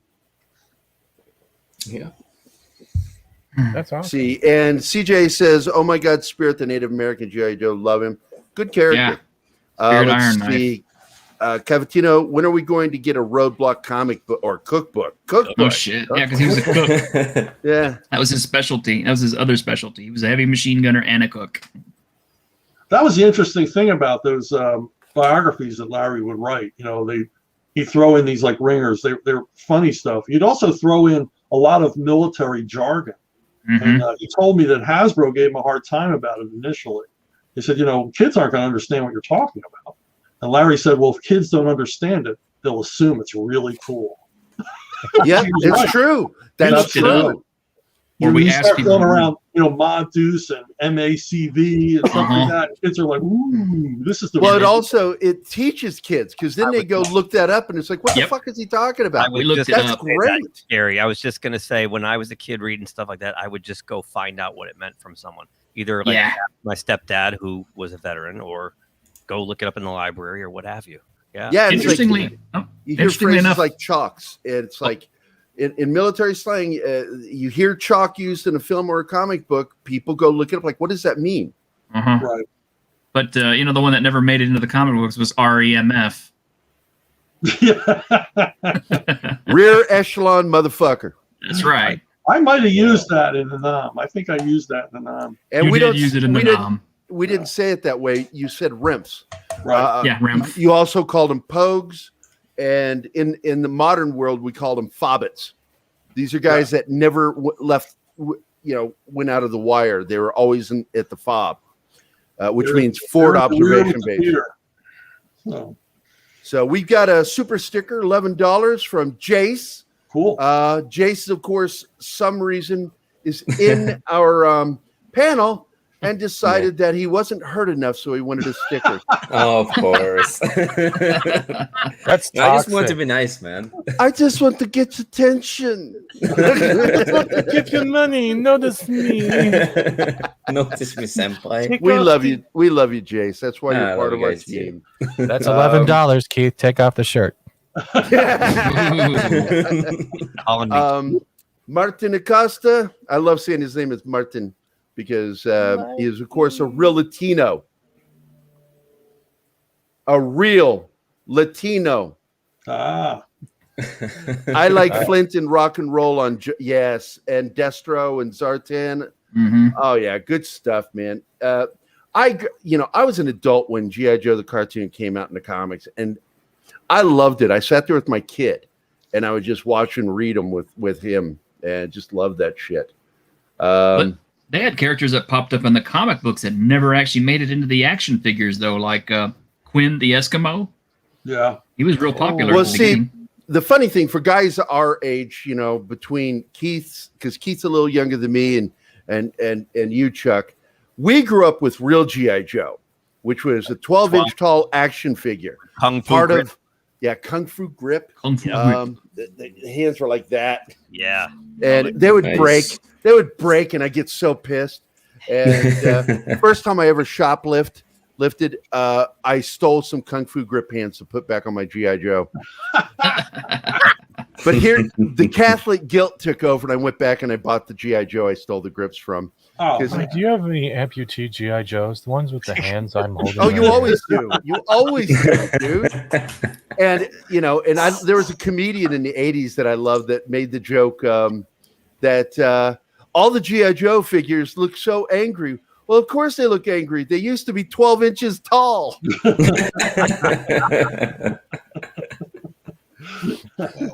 I just remember, I was a lower middle class kid. GI Joes are so expensive. They were. I mean, I think I had two, because that's all we could afford. Yeah, I think Here's the a good 3.5 question. years, it made it more accessible for people. They were a lot cheaper to get, and you collect them. Yeah. When you worked on GI Joe, did you guys ever talk about MREs, or did you guys use C-Rats in GI Joe? Oh yeah, I was writing them. Yeah, it was MREs. I had to learn about that stuff. Well, there you go, Cavatino. He did mention it, so there you go. Yeah. I think because I introduced the quartermaster character, Bill Docker, because I thought they were missing that character, the guy who could scrounge up anything anywhere on a moment's notice. Sergeant, my Sergeant Bilko character. So. They actually had a whole not an issue, but they had like a little mini strip that was like a whole series of stories in one of the GI Joe annuals or something. Yeah. That where the Cobra guys, including the Cobra Emperor Serpentor, they're all getting around with the dreadnoughts and eating little miniature pizzas and stuff. They made a whole story about that. Really? Yeah, Wow. really. Why not Because- pizza rolls? Pizza rolls. Well, see, that was the thing. Serpentor, was like the combination of all these different ancient leaders and stuff. And so he starts reminiscing about back when he was a Roman centurion and how they were eating pita bread pizzas basically while they were on the Gallic campaign. I'm dead serious. You can look it up. wow. No, I believe you, dude. I totally believe you. Wow. Cavatino said my eldest brother had Bullet Man. I remember that. Nice, I nice. think my nephews had a Bullet Man. And what was the GI Joe ripoff of $6 Million Man? It was Mike Action Man, Howard? wasn't it? Was that Mike Powers? Is that his name? I think so. It was a total knockoff of $6 Million Man. Part of the Adventure Team stuff. Well, they had Action Man, but that was GI Joe over in Britain. yeah. Yeah. Yeah. I hear Yeah, some- Mike Power. That was him. Yeah. Yeah, he had a little window on the top of his head that was transparent so that his eye would glow if you held him up to the window. Yeah, Yeah, like I'm the gonna- Steve Austin doll, you could look through the back of his head. Wow. The action figure back in the Wow. day. Mm-hmm. There you go. Yep. Yeah. Atomic Man. I remember Atomic Man. I never got to see one, but That's cool. I forgot all about that thing. Yeah, there are some toys because I remember Big Jim action figure, and he had the karate chop arm, and of course the $6 Million Man figure, which I had. I had a lot of them. Big Jim And- was Kirby. Kirby designed them. Kirby designed Big Jim. He designed them. He did the box art. Oh Mhm. man, that's Wow. awesome. I love that figure, man. And my best friend I would like sit and have fights. Yeah. Yes. God, when you think back and how cool that seemed at the time, and then you say it and you go, well, that's pretty lame. That's- No, it that's- isn't that's because sad. kids don't play with toys anymore. They play with their phones. Yeah, it's so true. Yeah, that is true. Because you think back, playing in the backyard, playing in the dirt with toy soldiers or GI Joes or whatever, you had to create those scenarios. I mean, to my mind, that's where my life as a writer began, creating scenarios Yeah. to go along with the soldiers. And you give them personalities and everything else. I mean, GI Joes were a little later in my childhood, but most of my childhood was toy soldiers. And you always have a favorite toy soldier, and you know everything about him. You just create a whole biography for this guy. Yeah. I would say that Big Jim's pack was kind of like a GI Joe before it was GI Joe because it had like Dr. Steel and Chieftain Kua and the Whip and all these other guys, and they were all like multi-ethnicity and could do all these cool things too. Like Dr. Steel had a steel karate chop hand that you could hit things with and all. They didn't get- Destro is Scottish, right? Yeah. Yeah. Yeah. Is he? Yes. He's a laird of the Destro clan. There is one thing though, the Kung Fu grip or the choking grip, it's not gone. They just transferred to Ezra Miller's Flash toy. That's where you gotta find it now. So if you're looking for the choking point paradox, right there. What? No one else is gonna say it. I'm gonna say it, Keith. Does it come with a Walmart diorama? No, it comes with a pair of sandals, a furry coat, and a card that says, "What gender am I today?" And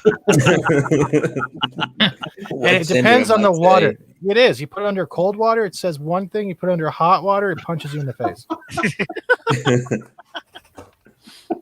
There are some cool toys in the 60s, by the way. Some really cool toys came out. There was this Space Fleet one that had an American astronaut, and then we had the aliens with the big jelly heads, and they were little bendable figures. And Pat Mason. Yeah, God, I love that toy. I had everything. How about King Zor? Remember King Zor? Oh yeah. And then of course when the 80s came about, I was too old for that stuff. My son, my oldest boy, he is still an avid collector of He-Man. And He-Man, She-Ra, he collects all those toys. Yeah. And now the new set's coming out, and I'm thinking about getting that for his birthday. Is getting him the new He-Man Skeletor action figures.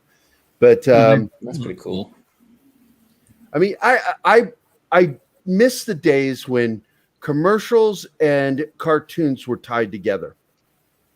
There is a good YouTube channel for that too. Yeah. Because, you know, like breakfast cereals were awesome. We had cartoon characters for a lot of our Quisp and Quake back in the 60s.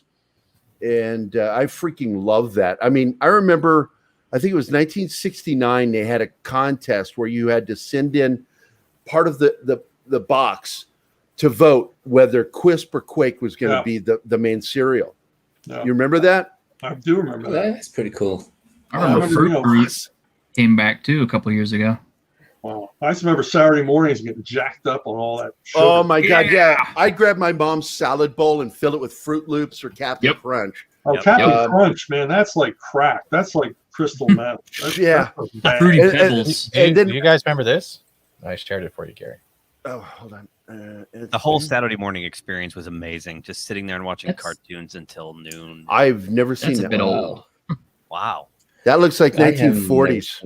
That's actually what came up with 60s toys, actually. Yeah, that's like 50s and 60s. You get these cheap imports, you know, at the lower rent toy stores. Yeah, I liked in the 60s, like I got the robot from Lost in Space and had that rolling around my floor, you know, talking every once in a while. Will Robinson. Yeah, it's just, that was and then that, like any robot toy had my attention. I had a favorite one that the chest would open and two red laser cannons would come out pumping. Oh, I remember those. Sparks would go flying. And God, I just loved the shit we had when we were kids. And then you see the toys that they make today, and it's like, you know, it's like, oh my God, I would have stabbed my mother in the face for what they have now, and they just don't appreciate it at all. I know. Some of the cool toys they've got. Yeah, when I was a kid, I had a Untouchables playset. Oh my God, really? It had a little Al Capone, a little Elliot Ness. It had a warehouse.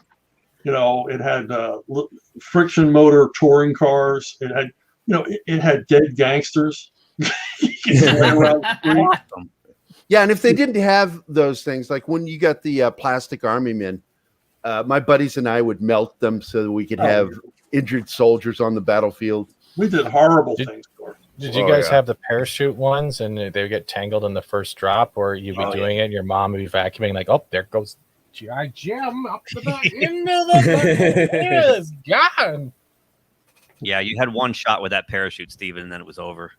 Yeah. You're all tangled up. It was just game over. You had to cut it out. Yeah. I used to collect when I was younger a lot of DC and Marvel and Star Wars and a lot of Dragon Ball and G.I. Joe. That's what I remember from what we had in Norway. Supposedly, since we were talking about He-Man for a second there, supposedly they're actually redoing a re-release of the original Grayskull Castle toy set. Oh. So you might be able to grab that, Gary, as well for the birthday when they're doing it the same thing, same color, same everything. They're just reissuing it. Yeah, because that's what's at Walmart right now. And I'm doing this movie poster, and I'm waiting to get paid for it. Our last guest, Gary Jones, owes me money.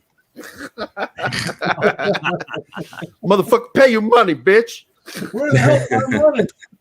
Yeah, where's my money, bitch? But please come back, Gary. We'd love to interview you in the future. After I get my goddamn money. I love Gary. I'm going to have him on again. I want to have him on with you because, like you and Frank, all of you are just white hair and white beards, and I'm like, I just want to confuse the audience. Like, who's talking? Gary has some kind of white hair fetish, I think. Yeah, that's a fetish. That's my thing. I don't go anywhere unless I see one silverback.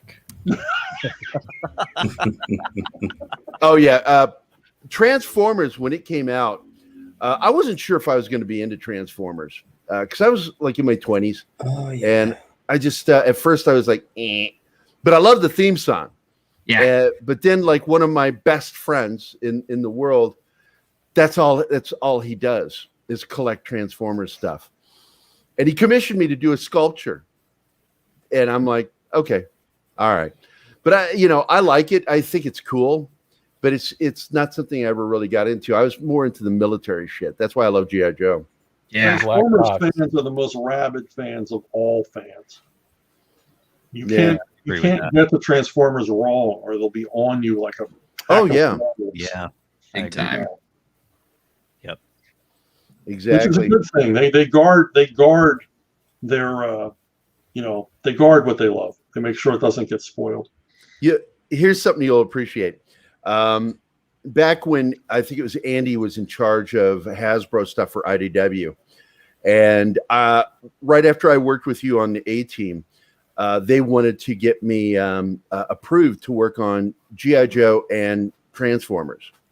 So I went through the whole process where I had to do all these drawings, and I would have to send it in, and it would be sent to Hasbro and go through the approval process.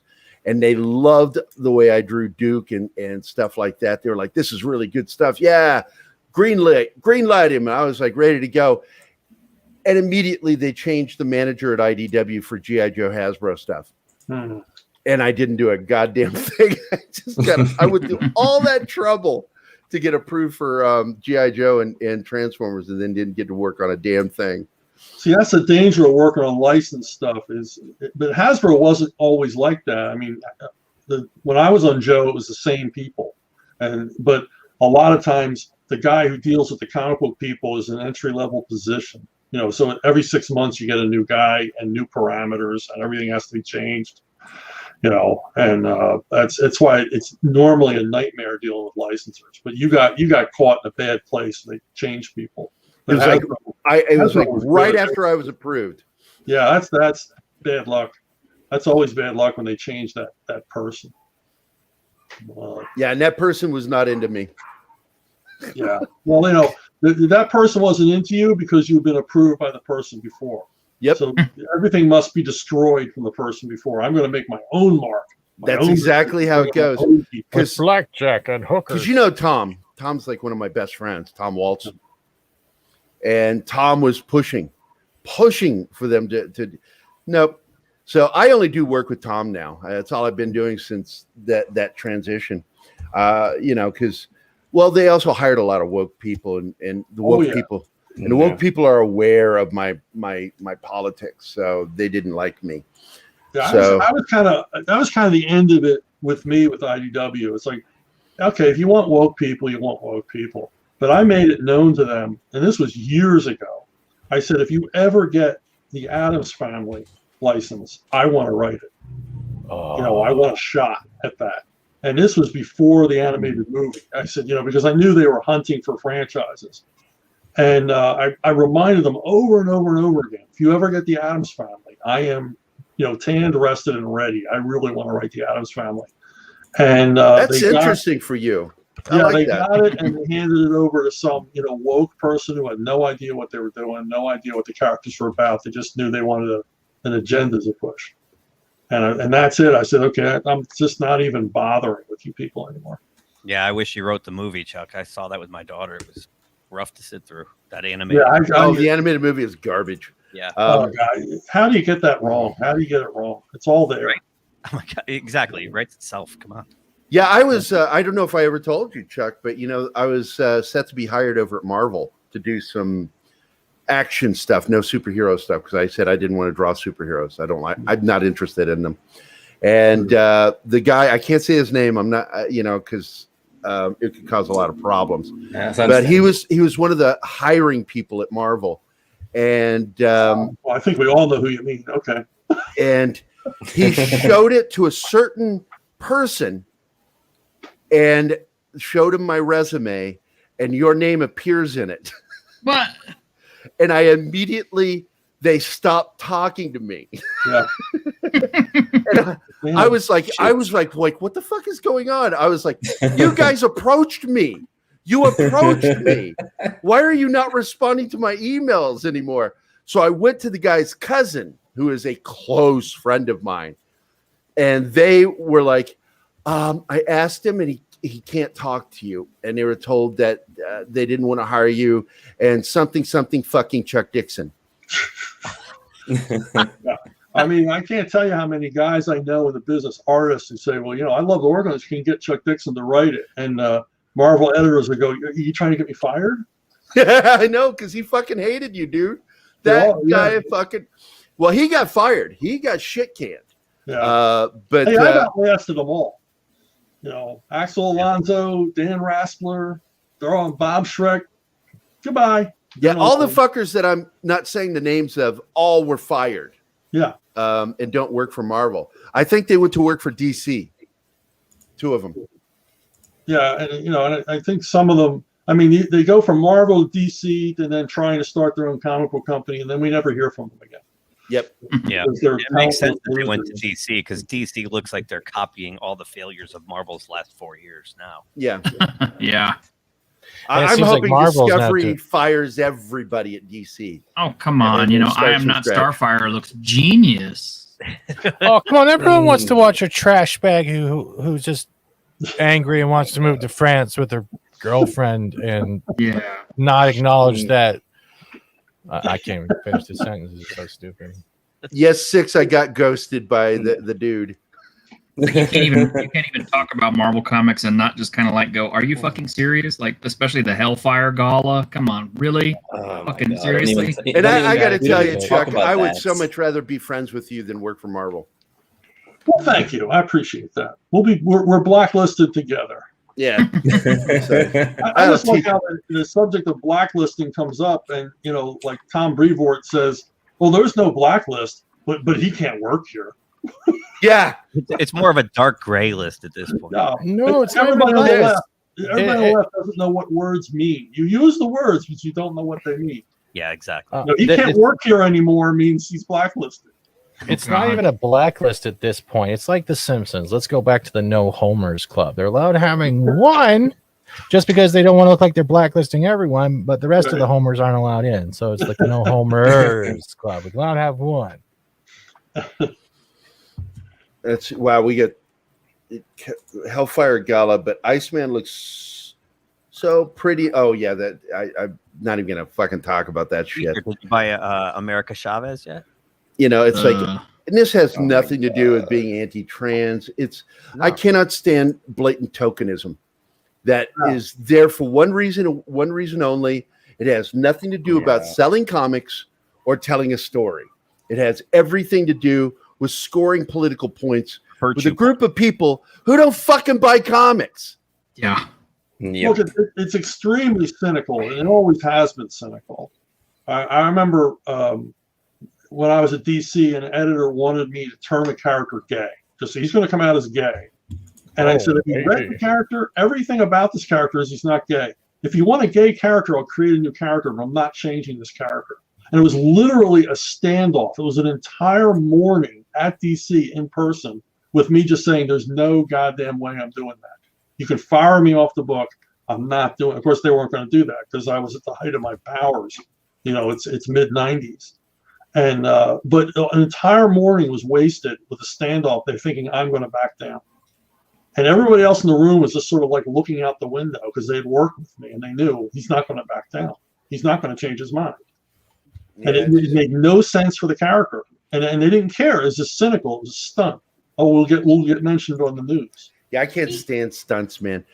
Hey, Socks has a question for you, Chuck. Was Bob Harris still bucket?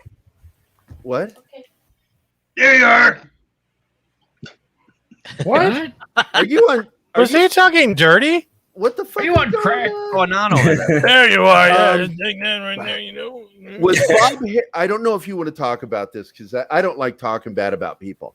Was Bob Harris really a bad guy? I have heard so many horror stories about him when he was with Marvel and DC Comics. So many people that worked at Marvel disliked Bob Harris. I'll tell you one thing, and you can make up your own mind. I won't tell you what to think. But in Bob Harris's office at Marvel, he had them build him a dais. It was like a foot-tall dais that he could set his desk up on, so that he could look down on anybody who. Oh, you told me about this before. And he looked down on his two assistants. Yeah, So you told me about make up this. your mind what that means. That's batshit fucking crazy is what that is. That's Megalomaniac. I never worked with him, so, and I think it's because he never wanted to work with me. So. That's fine. Yeah, Yeah, I remember when North Star, they brought out a North Star was gay in the Alpha Flight comic book, and I guess they were expecting to create a great big stir, and I'm kind of like, as I recall, it didn't even really blip on any comic reader's radar. I remember shrugging at that. I was like, okay, whatever. And I just reading the comic. I didn't care. Did you guys? This is a side note. You guys saw IGN's thing, right? Injustice 2 Mobile has apologized for a global challenge that encouraged players to fight bisexual DC character Poison Ivy during Pride Month. I wasn't going to mention that one today. I was going to wait for tomorrow to bring that one up, but okay. Wow. I remember 6 years ago, I got into this internet argument with this person that said that they didn't like this new character. I don't even remember what the hell it was. DC Comics. A villain was trans. And they said, we don't like that. Trans being turned into a villain. I said, yeah, because, trans people should never be as cool as a villain. No trans person. Yeah, because they should always be like the nice, simpy characters and not a proper awesome villain. And they're like, you're just trying to turn things around on me. I said, that's because what you said is stupid. It's like in the 60s on TV.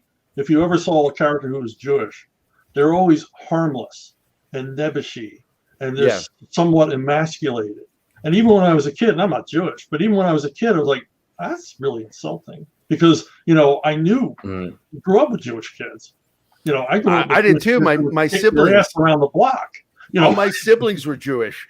Yeah, so it's like, how insulting is this? Even as a kid, it struck me as like, this isn't right. There's something wrong here. And it was pure tokenism, but in the end, it was insulting, demeaning. Well, whenever you do it, that you are literally whittling the person down to the simplest denominator. To a stereotype. Yeah, to a stereotype, exactly. But that's not racist because we're token. We want them to love us. It's like, fuck off of that shit. Yeah, they call it stereotyping and profiling representation.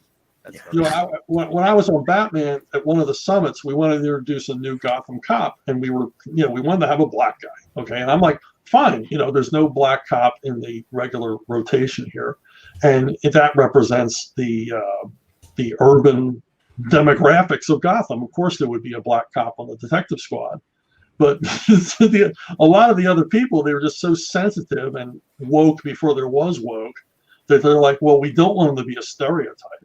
Right. Yeah. And so, well, how do we not make him a stereotype? And I was more about let's make him a fully realized three-dimensional character with wants and desires and dreams and past and all this other stuff you would give any other character.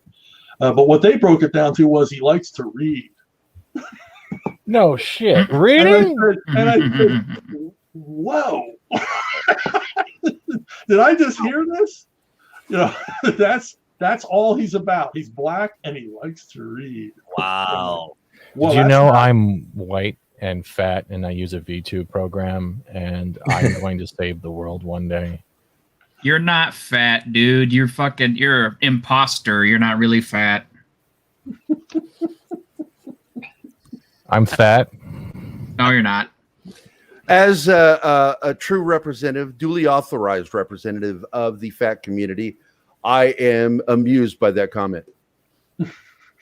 I'm just, Silverback. It reminds me of T-shirt. The first Marvel comic character they made gay was Northstar, and I don't think it bothered us because they didn't change how Northstar behaved. Like he was still the same character. No, he was still the same character. That's why, right? It didn't bother me, but like in the case of Iceman, I'm sharing a picture. way over the top. Way over the top. Right? I'm sharing a picture Flamboyant. from the comic with Iceman.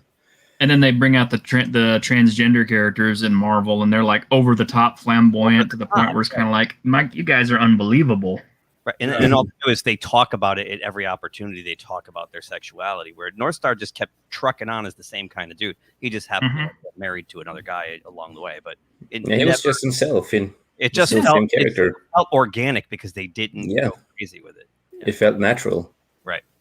Much like actual real people in the world, most transgender folks I know don't walk around announcing that they're transgender. They're just kind of like, okay, I'm this person, and I'm like, cool, and that's Gary. If you put up my screen here, that's from the Iceman comic, and then you can see it's not organic.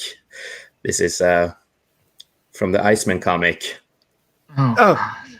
Hey, that's Dakin, who is also bisexual. Dakin is back with new powers and.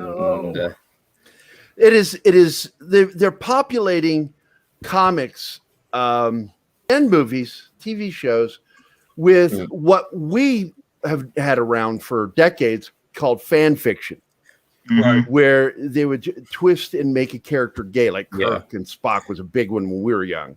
There was this fan fiction going around of Kirk and Spock nailing each other all the time, and it's like, I don't want to fucking read it. I just want to read good stories, But now they hire those people. Yeah, exactly. And in this comic that you just saw, dialogue is like Iceman says to Dakin, "I'm still gonna save you," and Dakin says, "Will you though?" And then he kisses him. Then Iceman is kissing him to save him. Let's not forget the next page, Jace, where they literally they shows them in bed cuddling, going, "We got to keep this a secret from the other people. We must not know." And so you're saying they're bisexual, but they got to keep it a secret from their allies and enemies. Why? That doesn't matter to them. You're an enemy or an ally. They're just gonna beat the crap out of you. The thing is, before this fight, before they can kisses Iceman's boyfriend. And then they start fighting, and then they kiss. I'm just like, oh, okay. What is this? Now flip that around, okay? Let's say a male or a female heroine was fighting a male villain, and she suddenly just reached over and started kissing him in mid battle. I mean, it's like, what kind of fucking sense does that make? It makes no sense whatsoever. I've actually done that in a couple of stories. Oh, okay. Well, there you go. Basically, just to throw the bad guy off his game, and then she kicks him in the balls and fights over. Well, that makes sense. Using it as a distraction. A lot of sense compared to other stuff. I mean, if you worked up a scene where they're wrestling around and things sort of change, if you do it in a natural, organic way, but not just too outrageous. And but oh my god, that artwork is so bad. Why does she look like she's pooping? What the hell is this? I can't even look at that.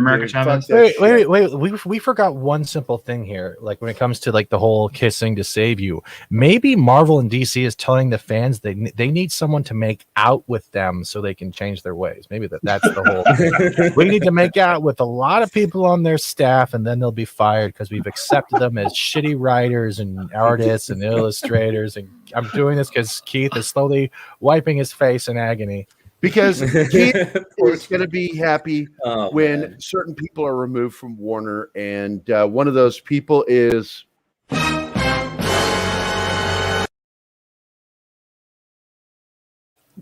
You're welcome. Are you Toby? Are you Toby? Toby? Are you Toby Emmerich? You Toby? Are you the Toby who making my Starbucks? Fucking, they get this guys, and Keith, Keith has defended Hamada. Who? Hamada. And He's gonna go crazy with that now. Hamada Bugga.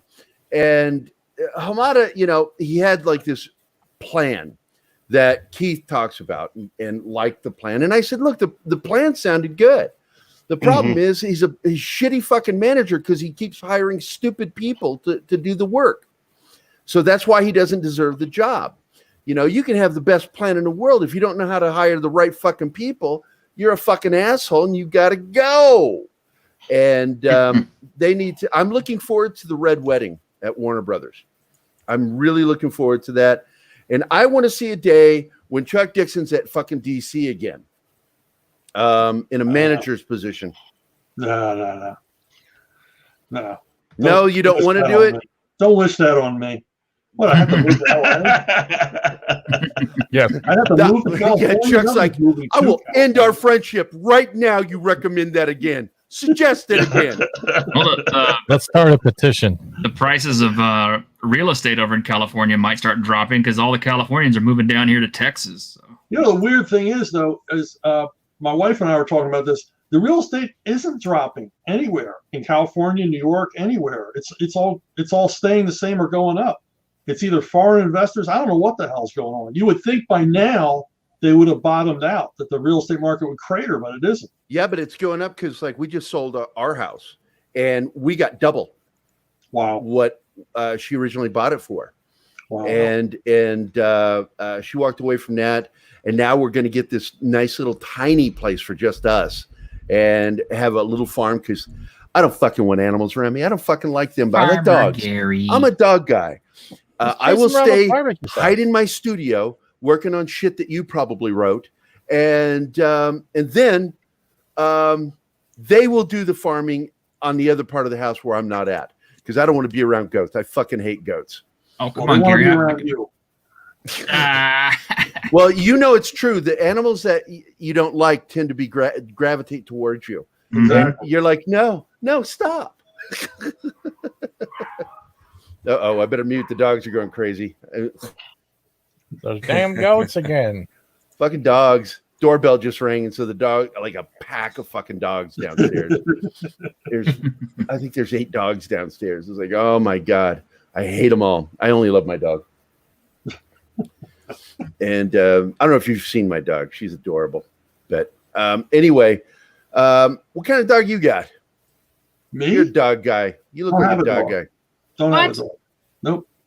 Really? You look like a dog dude. I like dogs, but they're work. Yeah, they're Yeah, okay. they're- They're okay. When I had a farm and I had property and a fenced in thing, yeah, I had a dog, but not in Florida. Well, you need to get what I got. I got like one of those little micro dogs, and I can't do that. And she's just so. It's a girl, so she's so adorable and sweet. And oh, dude, wait till you meet him. It just blows your mind. Because I was always like the German Shepherd, fucking guy. I like big dogs. And all of a sudden, this little tiny dog comes into my life, and I'm like, oh. She's like my best friend. We hang out together all the time. She thinks she's a badass. She thinks she's a badass. Oh, well, dogs have no idea little dogs have no idea that they're little. No. No. I remember reading dogs don't understand size. No. And that's why little dogs will scare the shit out of a big dog. And because they're like, oh shit, this fucking dog's gonna kill me. It's a little chihuahua, barking at a Doberman. And Doberman's like, fuck, I don't want nothing to do with you. I'm sorry, man. Yeah. My daughter's got a half miniature pinscher, half chihuahua. It's literally And ironically, the mini pins are not actual pinchers, they're chihuahuas. And it's great when he tries to defend her. He's and I'm like, what are you gonna do out of? Small dogs are funny, man. Okay, my wife wants me to show. Oh, That's my baby girl right here. oh. Poppers. Barbecue sauce. Oh boy. She makes out with me a lot. Sergio Cariello has 2. I think they're Cairn Terriers. Yep, I've And seen he's devoted pictures. to them. And one time, he and I were going out to lunch one time. He was driving. He has the dog with him, right? And he's driving along. He's got the dog in his lap while he's driving. And he turns to me and he says, "My wife spoils these dogs." We forgot something important here. Did you notice that the dog also had a silvery hair color as well? And that goes along with Yeah. Gary's fetish that we're supposedly going along with here now. Telling you, it's fetish. Good spot, Steven. We have He eats a the hair. super sticker from our friend Roger. Thank you for that Canadian sticker, buddy. Appreciate it, man. All the support. We have such a great regular crowd that watches our shows, and I mean, we want it to grow, but the fact is, I like our crowd. They interact with us, and they write things like this. Honestly, did not care about superheroes' ethnicity. Played Secret Wars tabletop game with my brothers growing up, and did not care that Captain Marvel was a black woman or Luke Cage was a black man. There you go. I remember I broke up over it. Do you remember when Captain Marvel died? Yeah. Of cancer? 86. That tore me up. And they tried to repeat that later with the death of Superman. And again later with a death in the family. No. And I don't think any of them hit like Captain Marvel. It was the first and really strongest one. What year was that? That was in the 70s, wasn't it? 86. Was it 86? The graphic novels? Yeah, that was 80. It was in the mid 80s, wasn't it? I don't remember. It's like I remember reading it. I just can't remember when. I will quickly Google. Let's see. I remember when I was a kid, the Thunder Agents, they killed one of their heroes, one of the members of the team. I was stunned. I mean, I simply couldn't believe it. And he's dead? He's actually dead forever? And he was. 1982 it was. I'm sorry, Six. I will shit all over fan fiction. Not a fan. Not a fan of fan fiction. Not a fan fiction fan. Not a fan fiction fan. Nope. God, say that 6 times. Not a fan of fan fiction. Not a fan of fan fiction. Not a X-Men fan of has. fan fiction. Jesus Christ! It was a joke. X-Men has turned into. You always take everything literally. X-Men has turned into Melrose Place. That's true. Yep. My wife says, "Hey, there's 3 Fs: feed, fight, and." Okay, you're not allowed to post anymore. You stop posting. You're a filthy bitch. You are just awful. Not all at the same time, though. Yeah. The fanfic writers just want to be hosts. That's why it's their fantasy. Yeah. It's their fucking fetish fantasies. And they turn it into fiction. It's like, fuck that shit. That's not writing. There's no support for Hamada. Hold on. Hamada. Oh my god.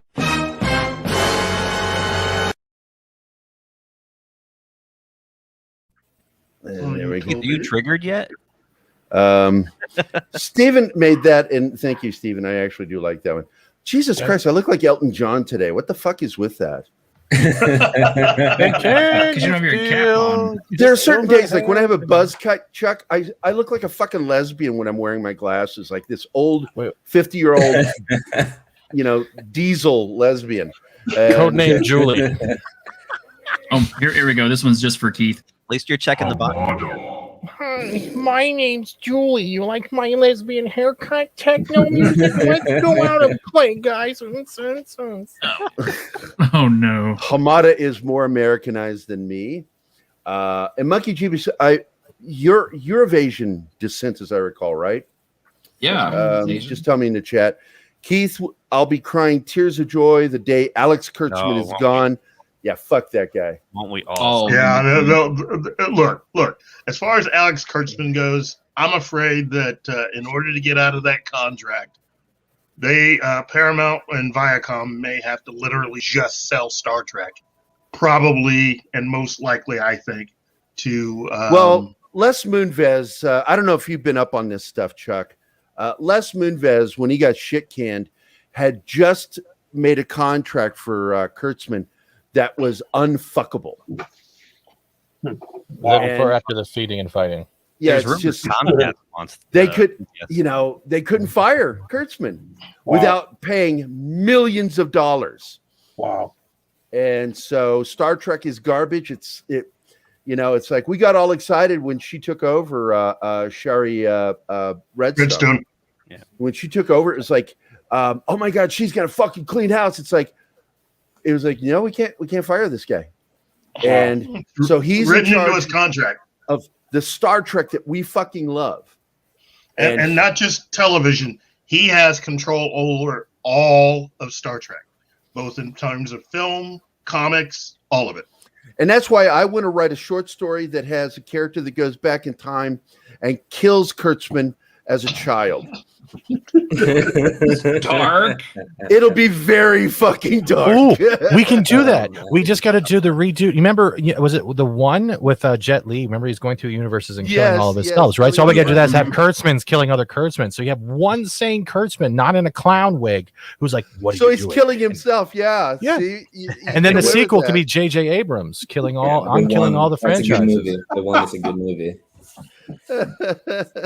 We can do one more with. Never mind. You know what? You ladies can all fuck yourselves with your Pygmy farm anti-Gary chat. Hey, Gary, newsflash, that's pretty much what they do to all us guys when we're not around. They're just they're just shitting all over me right now in the chat. They sit out in the backyard with a shotgun and they have a whole bunch of land gnomes with different post-its on them with different names. It's just that's it. Monkey Jeebus is Japanese. That was it. I remember you saying something about it one night. And that's just to show I pay attention to you guys in the chat.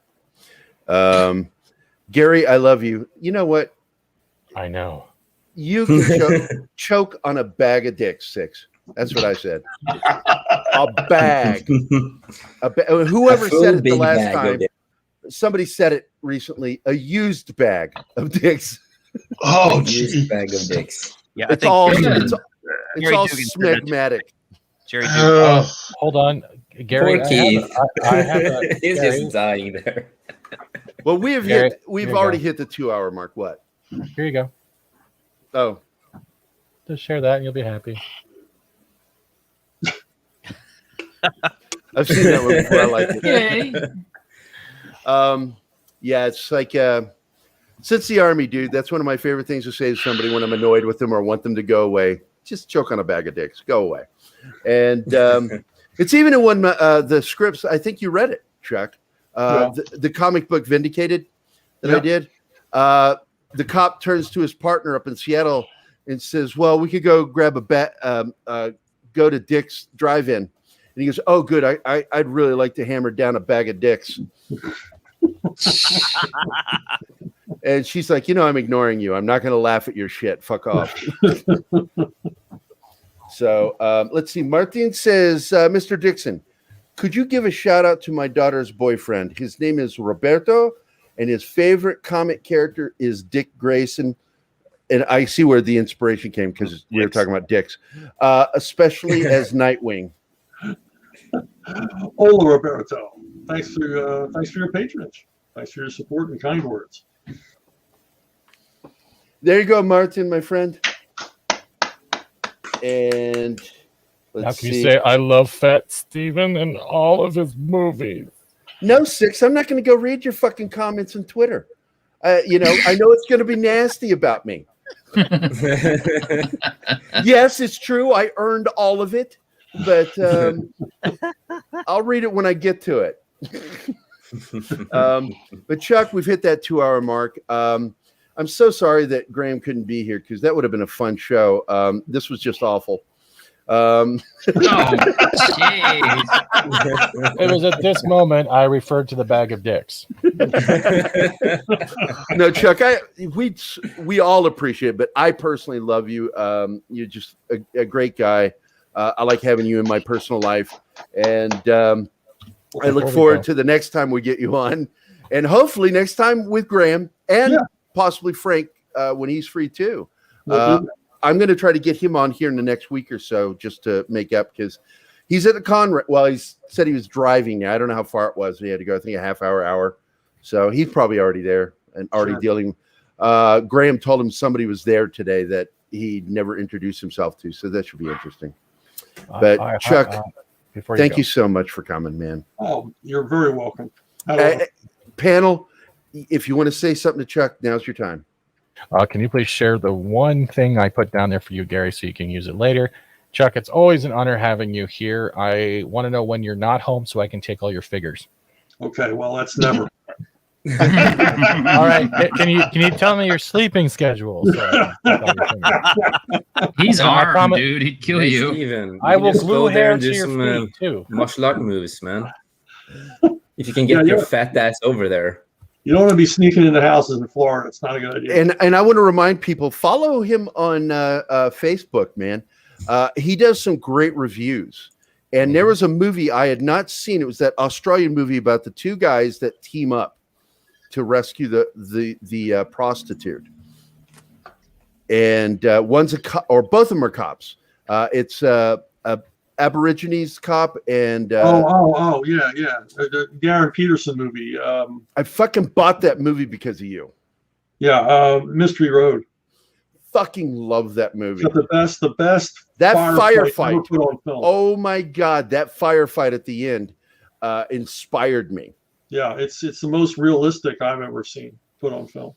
Yeah, there's two other films on Netflix that aren't great films, but there are battles in them they're modern cop thrillers that, they're not bad films, but the firefights are what got my attention. But that film is the best of the three.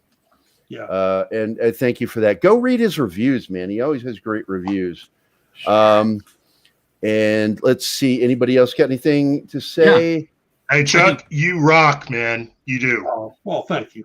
I appreciate You rock so much. It's nice to meet you again, man. it. What's that? Well, nice to meet you again. Oh, yeah. Nice to see you as well. Even though he's hiding behind his moniker, him and T-shirt and Fat Steven, you get to see the other three of us. Oh my God. We always have to hear this shit from Gary, but They're so scared. I'm not doxing myself, but I put a share in there for you, Gary, to make it even better for you. You can use this. Well, you can see a picture of me. I have a picture of him. That's me. Actually, Jace has come on on Jace, camera, so he's not. He's just probably didn't brush his fucking hair today. Lazy prick. And Chucky, buzz cut, anything man. There's not much on my head. I know I was late to the party, so you might have already talked about this. Are you doing any cons coming up or anything? No, I haven't said yes. Yeah, you haven't committed to anything. No, I get asked all the time, and I just not ready to get. The one thing about COVID I liked was I wasn't expected to be anywhere, so Yeah, I'm right. kind of like just letting that roll as long as I can. Right, because I'm in Connecticut. Terrificon's happening, and Graham's there. Graham's booked for it, so I was wondering if you're going to be showing up. Yeah, get me out of Florida is near impossible. Well, they used to be really close, but they don't like each other anymore, so they don't. I think the only thing I've what is it, Yancey Street? Have you considered going to that one? No, I haven't said yes to anybody, even my old haunts, even sci-fi bar. Because you were a regular with Yancey Street. hey, Oh, hey, yeah, Gary, yeah, Mikey they're Sutton's in the chat. Yeah, they're like 30 minutes away. So. Oh, Mikey Sutton. Oh, hi, Mikey. Yeah, he is. Mikey Sutton is what I refer to as the Scoop Master General. He is 37-year industry pro for working in Hollywood as well as in publishing. And the guy is very well connected. So let's see what he has to say to you, Chuck. I'm trying to click it here. Oh, bless you. Bless you. Chuck and Graham are the brave and the bold. Oh, thank you so much, Mikey. And Mikey says, I know these guys. Yeah, Well, he sadly, Mikey, Graham didn't make it. He had a proctologist meeting. Meeting? Yeah, just hanging with his proctologist. We get the point. They have similar interests. And Chuck, I just want to let you know, it's great seeing you and talking to you again. I hope you will join us on Monday night because we're going to be having, like I said, my friend Glenn on, and he's going to be talking about Herb Trimp among his own. You might other enjoy things. that, Chuck. You might Yeah. enjoy being I part might of that. stop by. Send me a link. I Okay. definitely will. Okay. But past that, again, thanks, Chuck. I will be talking to you soon, and no matter what. But Okay. until then, this is our outro. Stick around if you want to for the after the show because we usually talk for a few minutes. All right. And here we go. Goodbye, Chocolate Mousse. I'll never forget you. Goodbye, Ducroix. Take care of yourself. Goodbye, Deja Vu. I'll always remember you. And I'll miss you most of all, Scarecrow.